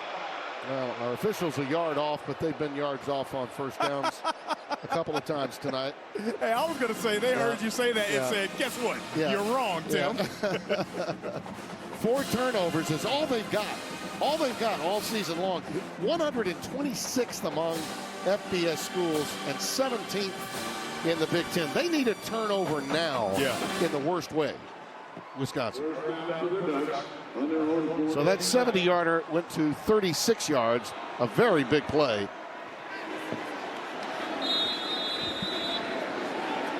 Davison went for 67. Earlier, Noah Whittington's in the backfield. High snap to Thomas. Brock decides to tuck it and slide. Pretty smart move by the young quarterback. He's really composed out there, isn't he? Yeah, I mean, and you got to think, this is difficult. Coming into the game in these conditions, in a game where maybe you thought you would be up big, but you're not, right? The Wisconsin defense continues to play tough, and the rain is coming down. I don't think there's a quarterback watching this that is envying the position of either of these quarterbacks. Gotta hand it to the majority of this crowd. They've hung in there, clearly waiting for Otis Day and the Knights and shout between the third and fourth quarter. Whittington wrapped up behind the line. There's still a lot of get after it within the Wisconsin Badgers mindset. Sebastian Cheeks and JVR Suggs, 15 and 31, collaborate. Yeah, just watch the middle of this play. Number 31 Suggs does a really nice job of getting off the ball and just finding his way through to make sure that run is stopped immediately. Well, regardless of the outcome of this game, and it may be 15 quarters, right? But by the end, for Wisconsin not scoring at all, this Wisconsin defense has sent a message as to where this program is. Thomas, that ball is tipped, and it's Moore on the receiving end. There's an example of when it's going bad. The Badgers had a chance at a pick. Emilio Agard had a chance at a pick. Instead, it's tipped and received by DeCorian Moore. And this usually doesn't happen, Tim. The tips and overthrows usually go the wrong way, but how about the awareness of number 1 in black, DeCorian Moore, the true freshman who's been exceptional all season with this heads-up, good hands type of play. You see the reaction by Agard, but also Darrell Peterson is trailing the play like, really? We're going to see that again? Problems with the handle on the high snap, and Thomas is tumbling down back at the 43. That almost happened to him a couple of plays ago. Aaron Witt got on top of him. Yeah, and loss of 9. Tim, Josh R. Sims, he said it's raining as hard as it's rained all day. His eyes are on the ball, but it just slips right through. In a normal conditions, he would make that catch and that play would be fine, but ball security has to be at a premium because just like you said, Wisconsin needs to get a turnover. That's the way you allow them back in this game if you're Oregon. I mean, at this stage, the Badgers defense is probably thinking, we need a turnover and maybe we even need to score for our team at this stage of the season. Davison trying to navigate his way, cutting it back up on what looked to be a stretch play early, and then he cut it back. He gets it to the 40-yard line of Wisconsin. In this third and extra long with the rain coming down extremely hard, the only throws that I would expect from Oregon is a screen. So if you're Wisconsin, you have to be weary of that and understand, don't go rushing at the quarterback recklessly. Understand that there could be a rat that you have to make sure you stop any screen play that could happen.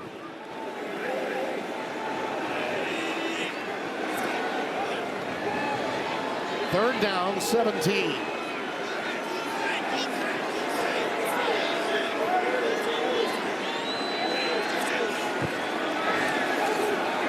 Thomas, shallow cross to DeCorian Moore.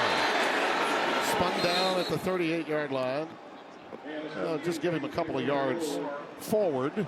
It's a really nice call by offensive coordinator Will Stein, understanding the situation and knowing the way we allow Wisconsin in this game is by turning the football over. Don't give your young quarterback a chance and just take a look at this rain. I look in the sky, incredible. And I'm thinking of, again, I'm thinking of the good old days when college football quagmires would happen from time to time. This is weather suitable for a duck. A frog strangler, as we used to say down south. Ballard back deep. Ferguson Reynolds to boot it away. End over end, fair catch. At the 4, a 34-yard boot. Very effective for Ferguson Reynolds. Good night for a mutter, but we're on an artificial surface, so you got to slide and ride the rest of the way. And a torrential downpour, 14-0. Remember, this Wisconsin team gave the Ducks as a #1 team all they wanted in Madison, leading by 7 in the fourth quarter. Oregon takes the lead again and sealed the game as Braden Locke threw a pick with 1 minute left. The final score was 16-13. Oregon, they escaped that night. And they've been well defended this night by Luke Fickell's team against Dan Lanning's. somehow they've got to find their way into the scoring column. It's been 14 quarters and counting. Atuka, who's been their best option all night offensively, another healthy gain on first down. Betcher with another tackle. Yeah, I mean, Atuka has done a nice job. You just said it. He's been the one they can rely on. They haven't had much of a pass game, but his ability to pick up yardage in this offensive line, he's done a really nice job, but they've got to find something in the air, even though the rain is coming down profusely. Second down and 5.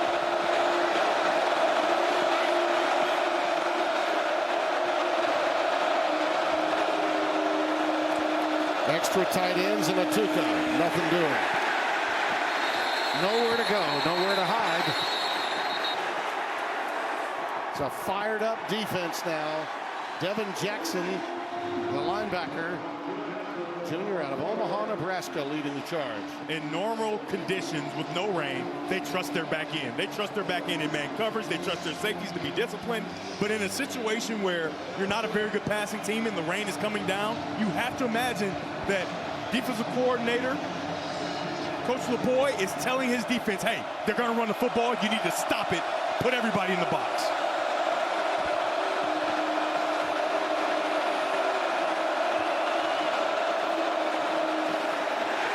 Ball's on the ground, recovered by Wisconsin. A lot of activity there, and Betcher knocked it free. Davis Heinzen got on top of it, the center, to save the day.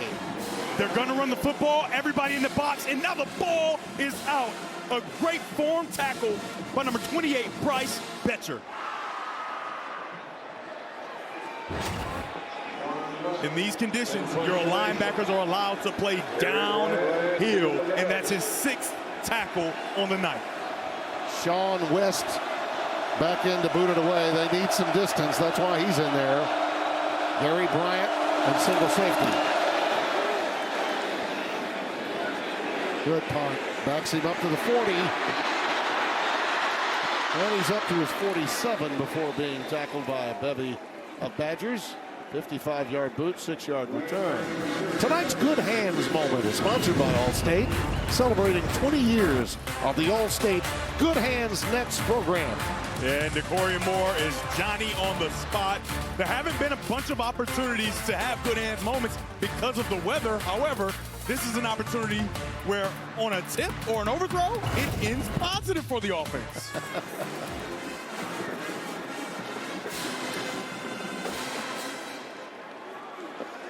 What an opportunity here, even though it's in horrendous conditions for young Brock Thomas. Yeah. But an opportunity for him to shine, and the coaches are very high on this young man. Quick pitch towards the field to Whittington. And some good defensive reaction from Ricardo Hallman, number 2. He was able to spring that one out, holding to just a yard, setting the edge. If you're Oregon, the one thing going through your mind right now has to be ball security.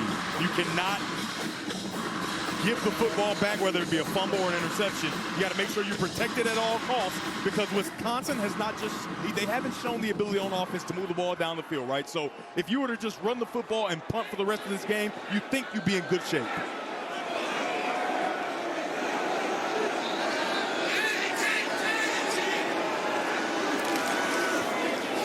Whittington again headed towards the boundary. Not much. Ben Barton with the tackle. Let's go down to Josh Sims. Well, after Dante Moore took that hit, he went into the tent to get evaluated. Was in there for over 15 minutes getting looked at. After that, he came out of the tent with his helmet on, but as you see, has not re-entered the game. So it's the Brock Thomas show right now. And Dan Lanning talks about rent being due each and every week. Brock Thomas is a guy that earned his way to be the backup quarterback, worked his way up the depth chart with how he practices. That's why he's getting this opportunity out here right now, guys. Yeah, you can see how badly he was bleeding from his nose after that hit, and the time spent in that tent. That pass is incomplete. That's going to be a pass interference. Oregon wanted a pass interference, and they're going to get it. Jamari Johnson was the intended receiver. You see him smiling from ear to ear there. That was some athletic play by that defender in the Wisconsin backfield. He jumps and glides, but then he pulls the wide receiver as he's trying to get his offhand in there to break it up. Looks like Brown, Austin Brown, with that proverbial whodunit look on his face. There are 2 fouls on the play, both against the defense. Pass interference. Defense, number 9. That penalty's declined. Personal foul. Roughing the passer with targeting. Defense, number 17. 15-yard penalty from the previous spot. Automatic first down. The targeting portion of this foul is under further review. Yeah, Daryl Peterson, and this is really bad news for Wisconsin. They'll lose him for a half next week. Yeah, it's clear. Yeah, and he's defenseless. The ball is out, and you just essentially jump your head into his head, right? And the key part of it is he's a defensive player. Once that ball is gone and you hit him in the head or neck area, it's going to be a targeting every time, especially on the quarterback. Yeah, and they've got Washington next week at home. And given the level of losses, severe losses of personnel on defense, they can really ill afford losing one of their few veterans in their back end from that linebacking core. They're playing a lot of freshmen as we speak.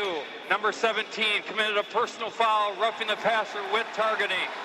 Number 17 is disqualified for the remainder of the ball game. Yeah, I mean, I don't think there's anyone, Wisconsin fans included, that would look at that and say that that's not targeting. I know there's a lot of discrepancy on what is and what is not targeting, but that's the paradigm of what targeting looks like. Yeah, no question.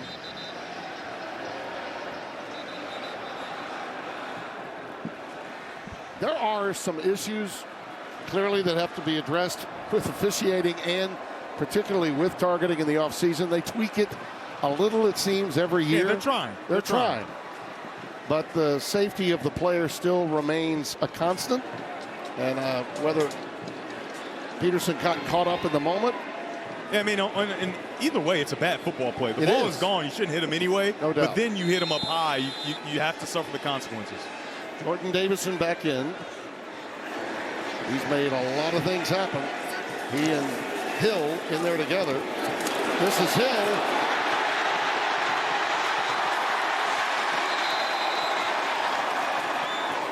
Four-star kid out of Centralia, Illinois. Big-time talent. Run down by Matthew Young. 27 yards. Yeah, you can see that that's exactly where number 17, Daryl Peterson, would have been lined up. He's done a nice job tonight setting the edge, but there he's out of the game because of targeting, and they take advantage right away. Clock winding down to end the third quarter. All Oregon in the second half. They get ready.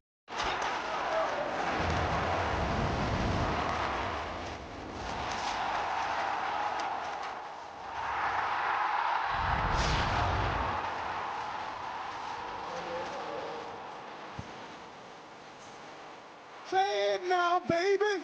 Say you will. Say you will. Oh, give me some dancing bears. Give me some ducks. We open the fourth quarter. Jordan Davison. Jordan Davison down to the one. Mason Posa runs him down. Jordan Davison has done a really nice job of giving this crowd something to shout about, and he tries to get in the end zone there again and sets his offense up nicely. I got to give it to the crowd. We got a few empties now, but they're filing up. They wait until shout is done. Now, more are hitting the gates now after they've done shout, but they want to hang at least until shout is played. From the one, out of the eye, Davison dots it. Play fake. Wide open, and look who caught it. And it was almost dropped. And give me a little something afterwards, will you?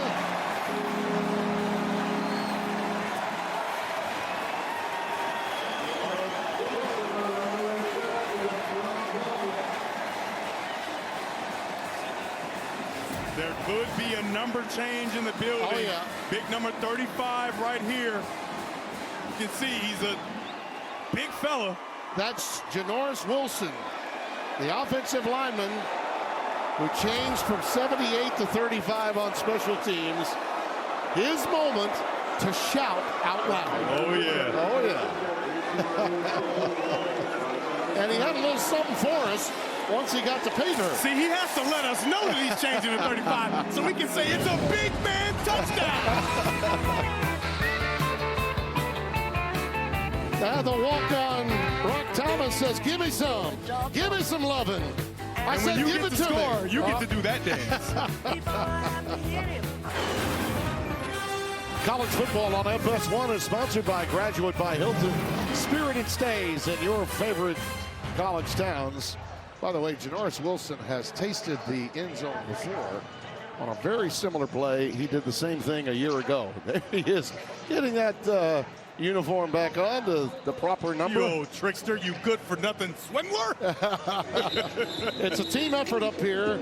And it's tough getting that jersey on, though. You know, sometimes you have to wax poetic after a touchdown while Bender is going blank for brains, and Scotty Alexander is going, oh, I got it by my side. But we're all good. We're all good. Janoris was 35, now he's 78 again. There you go. And that jersey is not tapered. Nope. Anthony with the return. And the leather popping in real time tells you the coverage was pretty good, up to about the 22. You think the fans in Madison would love a touchdown at this stage? Just give them a touchdown. 14 straight quarters without a TD, working on their 15th right now. And they're some of the best fans in college football. I love going to Camp Randall.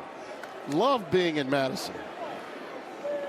Some of my old friends, some of my best friends in media went to school in Madison.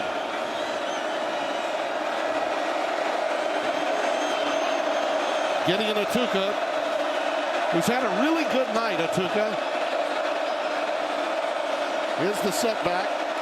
He goes in motion now on first down. Blitz coming. Pass knocked away, incomplete. Bryce Betcher, who's been fantastic, especially in the third quarter, knocks that one away from Tretch Kekahuna. Yeah, he always does a really nice job in the run game, but in the pass game, I think he's underappreciated. He does such a nice job, but how about Mixon just running down, understanding the situation, that ball might be out, don't kill the quarterback and get a penalty. Very nice poise by him. 20 carries, 86 yards for Atuka. That's a healthy 86 against this defense. Play fake. Looping it long on a go route, incomplete for Chris Brooks. And a marker down, so they will get help as Naheem Alford is going to be tagged with a PI. Yeah, another talented true freshman that gets his opportunity. Pass interference, defense number 14, 15-yard penalty, automatic. First down. And you're going to be able to see he's in good position. He's running, but then he starts to get hands-on. With hands-on, even though he's looking at the football, and that football being in the air, they're going to get pass interference every time. But this is another freshman that they really like. And you can see there a little jersey grab by number 1, Chris Brooks Jr. as well. Referee didn't see it, but he's a guy who got a second opportunity, right? Had some bad plays early in the season against Northwestern after getting some opportunities, but they came back into the room and said, hey, there's still competition at the cornerback position. He asked, wait, I can still compete? And they say, yeah, and he continues to earn his opportunities. Now, Simmons was 1 for 13 for 12 yards before that bailout. They got the first down. And here is Kekahuna, who's one of the playmakers. They've lost so many of them, but Jeff Grimes talked to us about the need to get Anthony and to get Kekahuna the football whenever possible. Just the second completion of the night, as we mentioned. Yeah, this defense for Oregon, already coming into this game, was second in the country and second in the Big Ten in pass defense. They may move into first after this performance. Simmons, the transfer out of Southern Illinois, looking at a 2nd and 1. Gonna go for the gusto. Pressure off the backside. The ball was deflected. I think they're gonna rule it a forward pass and incomplete. He was looking deep. Another one of those corners Number 5, Theron Johnson, comes off the edge there and gets to that arm. Usually it's the defensive linemen that are taught, get to the arm of the quarterback. But how about a quarterback doing a perfect job of it? That's teach shape on how to get it done. And he had Kekahuna and Anthony in mind, and he was going to go for it all. Tim, don't you go for the quarterback. Don't go for his body. Go for the ball. Yeah.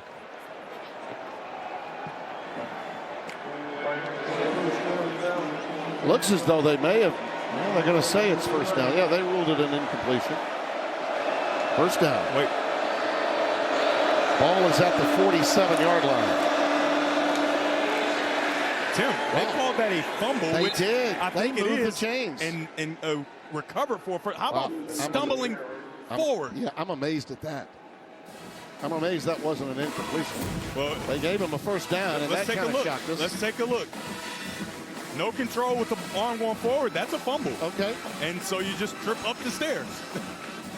Well, the reaction of the offensive lineman should have told you. And by the way, credit 74 again. Heinzen, that's twice he's come up with fumble recoveries to save the day. One was on the doorstep of the end zone. His end zone. And a timeout taken by Oregon. Timeout, Oregon. Their first of the half. Full media timeout. On nights like this, if you're Wisconsin, if that's how you're going to get a first down, you'll take it. You'll take it. You'll take it. It never rains in Austin Stadium.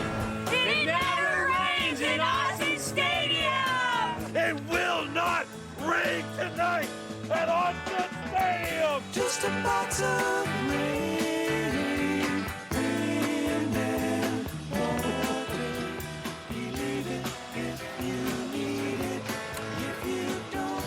I don't feel a thing.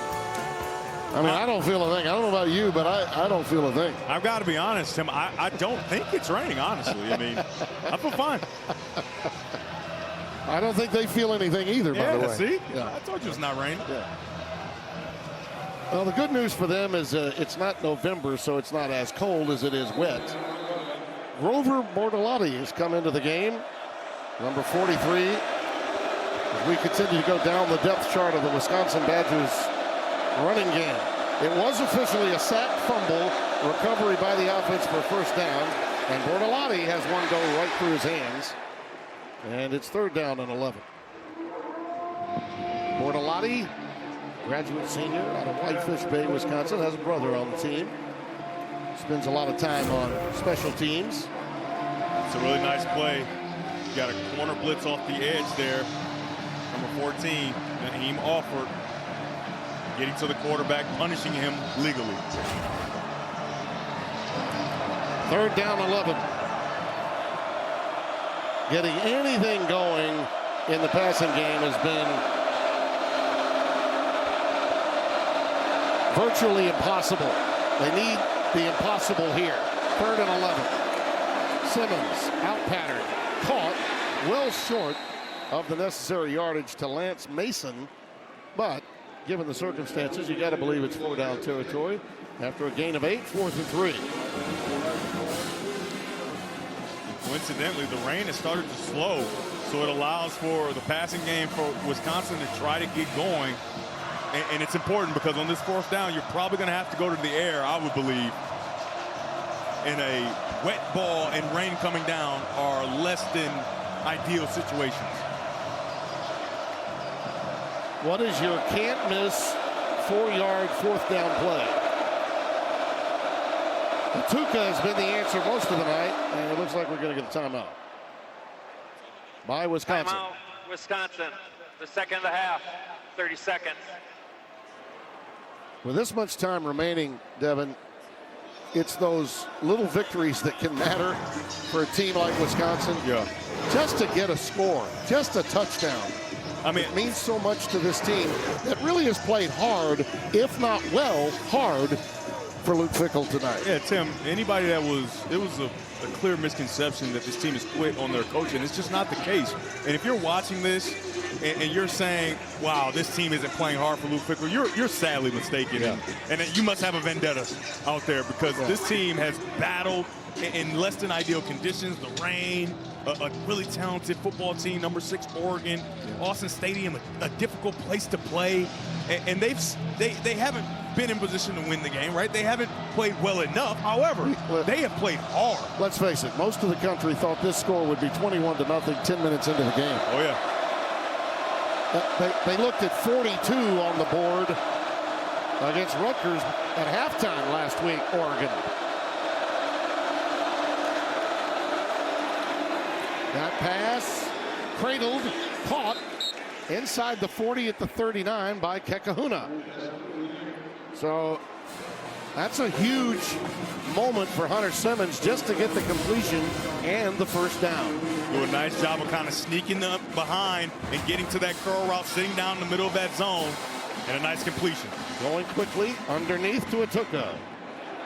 And Gideon gets it to about the 33-yard line. A flag down. You're going to get a hold on Riley Maulman. He completely mauled big number 44. Holding. Offense, number 71. 10-yard penalty. First down. These are the things for Tatum Tuioti that go unnoticed. Even though he doesn't make every single play, he makes a lot of them, but he doesn't make every single one. But there are situations like this, right, where he puts so much pressure at the bottom of your screen on the tackle that the tackle is forced to hold him and snatch him down to the ground. That's just a great case of leverage to the defender winning. So do you record a stat? Do you get a sack? Absolutely not. However, it's a 10-yard penalty. Oh, yeah. Just as good as a sack. And Maulman is one of the veterans of that offensive front. Kahuna again. Gets it back to the 42-yard line of Oregon. Kennedy with the stop. Jaden Kennedy, number 22. I mean, and he has to track him all the way across the field. Watch him have to go and follow and see where Kekahuna is going and his speed to catch up all the way outside the other numbers and make that play for a minimal gain. Second down and 14. They really love what they have gotten from him, transferring from Ole Miss.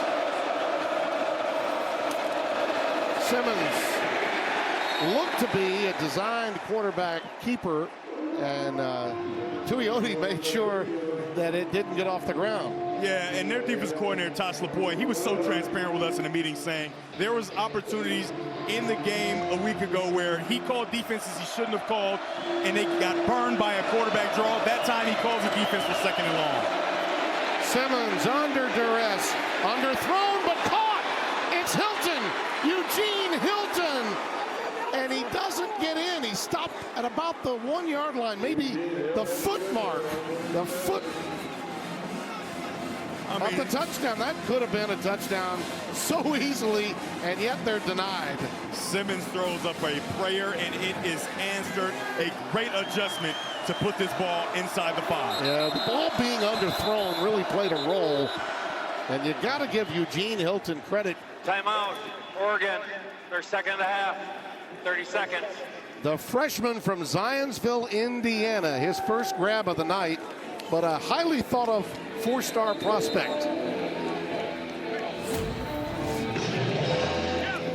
Yeah, you're going to see Simmons here under the duress. He's dropping back. He says he's down there somewhere. Let's see what we can do. Lets it fly, and then the ability to see the football in the air. If your receiver sees it first, he can make a play on it. What a nice job. Yeah, that's into triple coverage. Thiedemann fell down. He got tied up. I mean, he was in perfect position, but the underthrown ball is a safety or defensive back's worst enemy. You're in perfect position. The ball's underthrown. You run right past it, and it's a catch for Hilton Jr.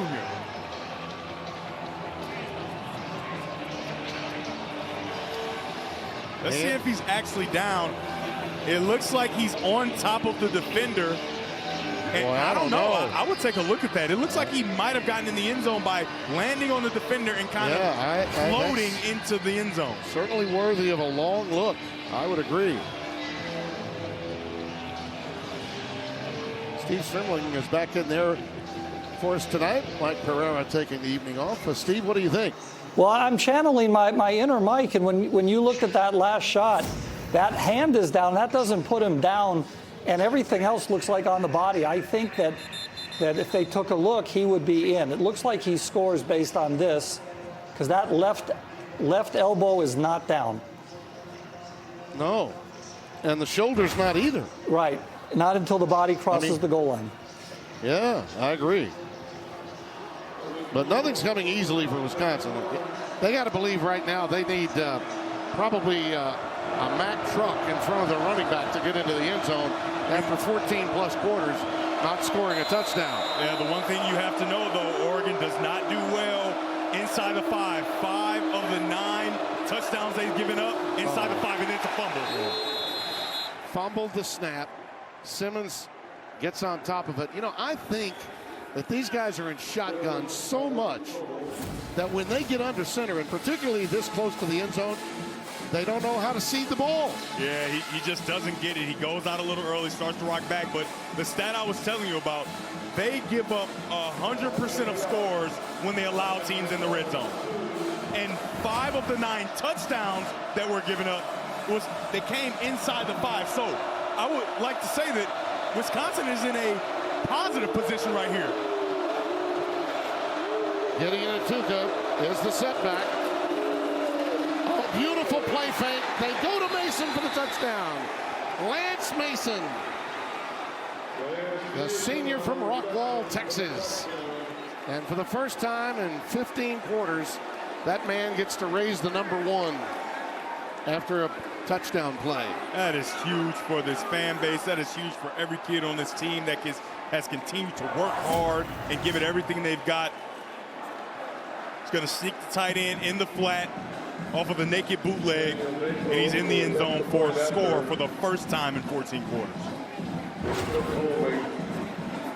3rd touchdown for him. He has the most touchdowns for Wisconsin's team so far all year. You see Vakos in for the extra point. Haven't been able to say the place kicker's name for an extra point in a long time in Madison, Wisconsin. As much as you don't want to give up the shutout for Tosh Lupoi, it gives him an opportunity to figure out what is the problem when they get teams inside the 5 and they give up touchdowns.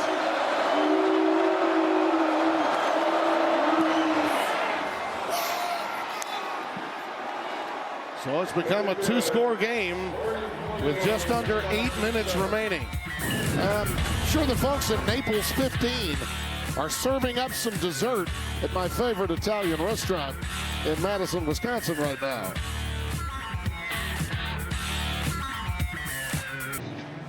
So why are they so excited? Down 2 touchdowns? That's our first touchdown. 3 hours, 45 minutes, and 13 seconds of game time. And I'm going to give the Badgers fan base some love. By the way, that, my friend, it's a naked duck. That's a naked duck. What? Yeah. Put some clothes on. Well, it's a good thing we're on cable tonight, because if we were on Fox over the air, we'd have to be making all kinds of apologies. Let's go down to Josh Sims. Josh? Well, Timmy B, the saying goes, it never rains in Autzen, an expression popularized by Oregon PA announcer Don Essig back in 1990. Well, we know that not to be true, given how much it's rained here tonight. But for Essig and this Oregon team, it's more of a state of mind. It is not a forecast that whenever you come to a game here, it is sunny, it is great Oregon Ducks football. That's why he says it before every game, regardless of the weather. It's been raining all night, though, guys. It rains in Autzen. Yeah. I don't know what Josh is talking about. I haven't felt a drop of rain. Nor have I, by the way. Thank you. Our trooper down there on the field, getting all the stories, making sure that he battles. He's hydroplaning from one sideline to the other. Oh, yeah. First down, Oregon.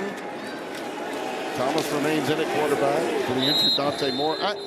There will be some speculation, I'm sure, after this game about the severity of Dante Moore's injury when he left the game. My guess, and again, it's just a guess. I don't play a doctor, not even on TV, but my guess is the game being well in hand, the way that it was, why not give this young man the opportunity in a game like this? Yeah, I don't see why you don't have an opportunity for a young guy. Like you said, we don't know the severity of the injury, but even though this is only a 2-score game, right? This game's not over. That's right. It does feel like Oregon has been in control, especially defensively. Jordan Davison has gotten yardage in bunches. Another problem with the snap. Davison does get it late, and he takes off again. As I mentioned, he gets them in bunches, and that's another example of it. Austin Brown with the tackle. It's just so cool to see a true freshman play the way Davison has played tonight. You love to see that in college football. These young guys come in prepared to play, and more importantly, you get an opportunity to play. And there are some true freshmen on the other sideline. Mason Posa, Cooper Catalano. I mean, you are getting an opportunity to play on a big stage, and you're performing. That is special for their families and especially for them. Well, 15 carries, 94 yards, 2 touchdowns for Davison.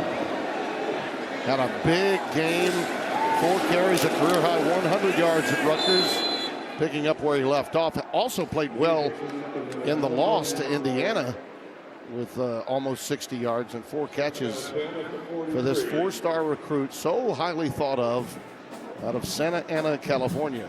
And the unselfishness of every person on this team, but especially that running back room, because there just aren't enough carries to go around. And you have guys sacrificing stats for the good of the team and the good of guys working hard and earning their opportunity. You just got to love that, because that is not what you see in college football in 2025. Well, this drive is all about pounding the rock and letting the clock go tick, tick, tick, tick, tick. As Whittington goes right up the gut for another 8 yards. The Western Kentucky transfer running into Catalano and Matthew Young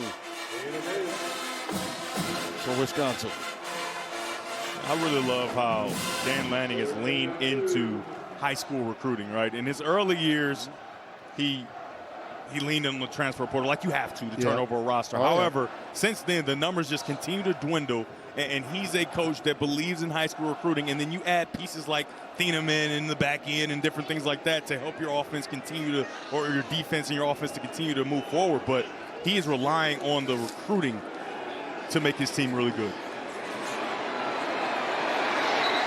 Thomas on his own ushers himself out. You saw Kenyon Sadiq check out. Was a little bit ginger with his right leg as he did check out. Seemed to be okay, though, going out on most of his own power.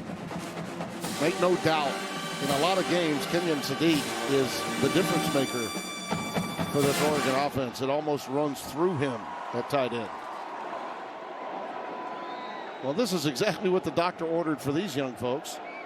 A nice, long power drive on the ground to get them to those beautiful homes, beautiful fraternity houses in and around Eugene, Oregon. Davison, another 8 as they pound the rock. Austin Brown has to come up from safety again and make the stop.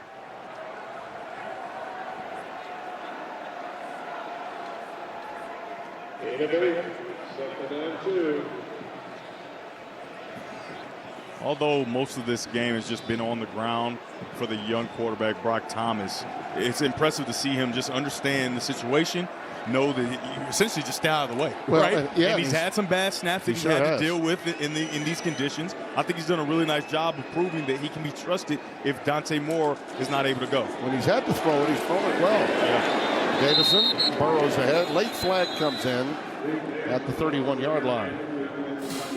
You know, you think back with holding, offense, number 9, 10-yard penalty, second down. Think back to the history of this program. We touched on it at the beginning. You see the holding call going against Johnson, but Mike Bellotti had an incredible career here for 14 years.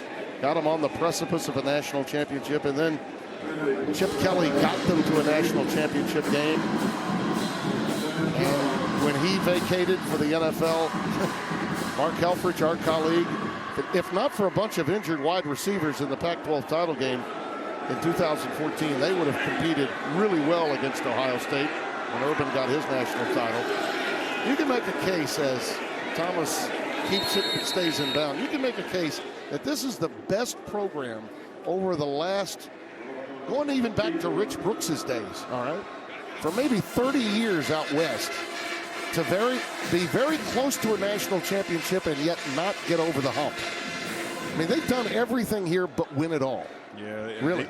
They've had a Heisman Trophy winner, you know, and like you said, they've done everything but get over that hump. And Coach Dan Lanning thinks that he has the team that can possibly do that, and they're ever improving. You don't want to be a finished product in the middle of the season or the beginning of the season. You want to have opportunities to continue to improve, and I think that's what you see with this Oregon football team. Today, they prove how tough they are in the run game. Thomas showing his resourcefulness, but a great tackle in space by Ben Barton. Shoestring variety, boxing back at the 46-yard line.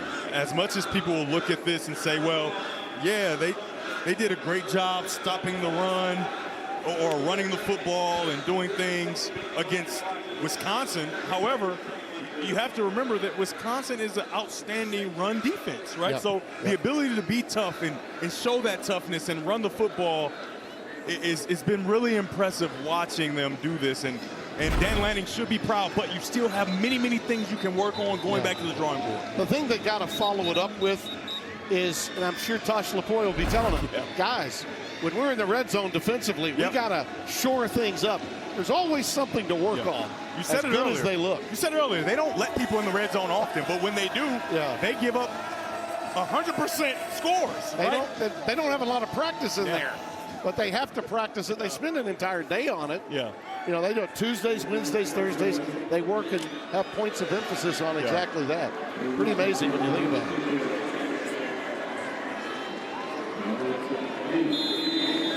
Ducks will punt it away. Ferguson Reynolds to get it off. Uh-oh, a fake and a marker's down. And it is taken in for the touchdown, Roger Salamanca. But hold everything. Hold everything. Holding, kicking team, number 10. 10-yard penalty, 4th down. Well, that spoiled a lot of fun for the fans here and for the Oregon sidelines.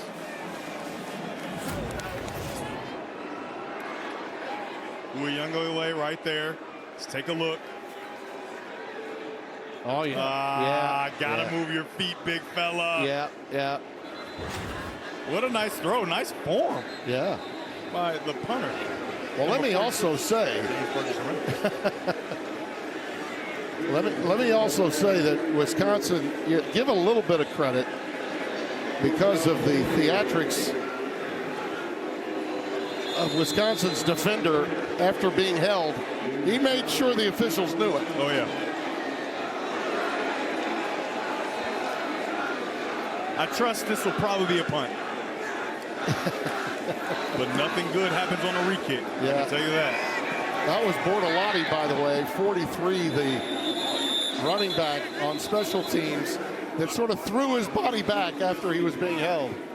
Another penalty flag down after a 41-yard boot this time. And that's a disgusted Ferguson Reynolds after throwing a strike. Yeah.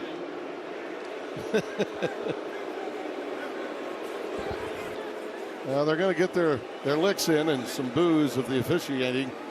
But that was a good call. Had to make it. But it did spoil a lot of fun.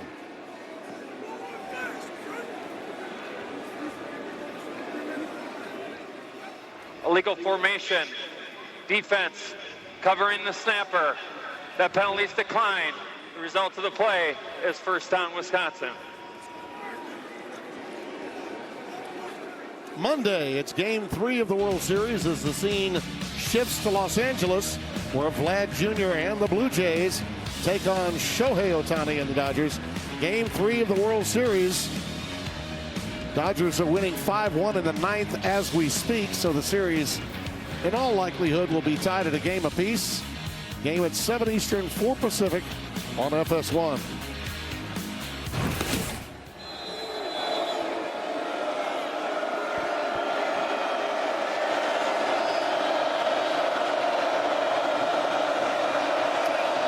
Let's see if Hunter Simmons can build on that last successful drive. He's going to wing it. Oh, boy. It is intercepted. Dalen Austin. It hit him in the chest, it popped out, and he recovered it again.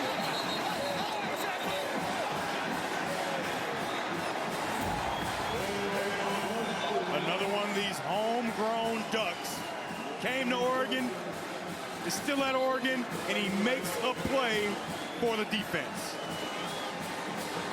Dalen Austin with the great hand-eye coordination to get the pick.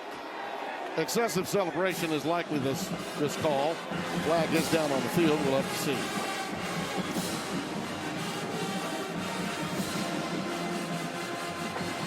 Hey, Tim, remember that thing I talked about, tips and overthrow? Oh, yeah, absolutely. That's an overthrow. The result of the play is an interception. After the play, unsportsmanlike conduct. Wisconsin, number 10. Half the distance to the goal. First down. That's number 10's first unsportsmanlike conduct foul of the game. So it goes against Tsuka rather than excessive celebration. It was rather excessive, but I guess all things considered, they took away a touchdown, so why not?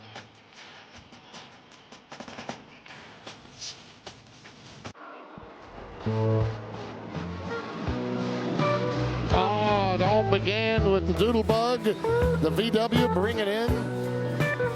Arguably the greatest mascot in sports. And then Dante Moore goes down with a bloody nose and some cobwebs between his ears. And he sat the rest of the game. But the Ducks were swimming well on the ground with the help of guys like Jordan Davison, Noah Whittington. And there you see the rushing comparison between the two. And give a lot of credit to the Badgers for getting a great deal done on the ground themselves, particularly in the first half. Now it's time to get into victory formation and call it a night. So, partner, we don't know where we're going to be again next week. It's another one of those lovely 6-day holes. And we'll find out either tomorrow sometime or maybe early Monday at the latest where we might be. We anticipate it being a Big 12 encounter. And that league has gone wild, man. BYU beating Iowa State the way they did in the second half today. They remain undefeated. With a true freshman quarterback. And let me tell you, that was good for the Big 12. Here's why. BYU, if they can stay undefeated, you figure one team gets into the Big 12 championship game with no losses. Another team happens to win the Big 12 championship. Now you get 2 in. There's a chance. Sure. You got it all figured out. I feel like they should just call you, Tim, and see who should be in, who should be out, and you decide. Well, it's at this time of the game when we're emptying the bucket, we speculate just a little. No, I'm just telling you, Tim, you got a good beat on it. They should call Timmy B and consult and say, hey, you know, and it's good to see Dante Moore there. Right, it was a scary kind of moment going out with so much blood, and he looks happy and well. And I want to compliment you and what you did for him and his candor. Our friends at CBS even gave you a shout out during that game when he talked about what you had done for him to that broadcast crew in the most recent game they had here on CBS. So thanks to Brad and Gary for that, our colleagues over there. Enjoyed it, big fella. We got a better game, I think, than most people anticipated tonight. Oh, certainly. A lot of people didn't see this coming, and so proud of what Dante Moore has become. Sad to see him leave this football game, but you love to see Dan Lanning say who he is and live it, be it. Your first trip to Outset, enjoy it? Yeah, I do. Yeah. Nothing like coming here. And to Jerry Garcia's memory and the Grateful Dead. We're all grateful to be here at Fox. For Scotty Alexander, Brett Bender, Jake Jolivet, Dustin Dente, Michael Barshop, Juan Mitchell. Good night from Eugene, Oregon. C'est la vie.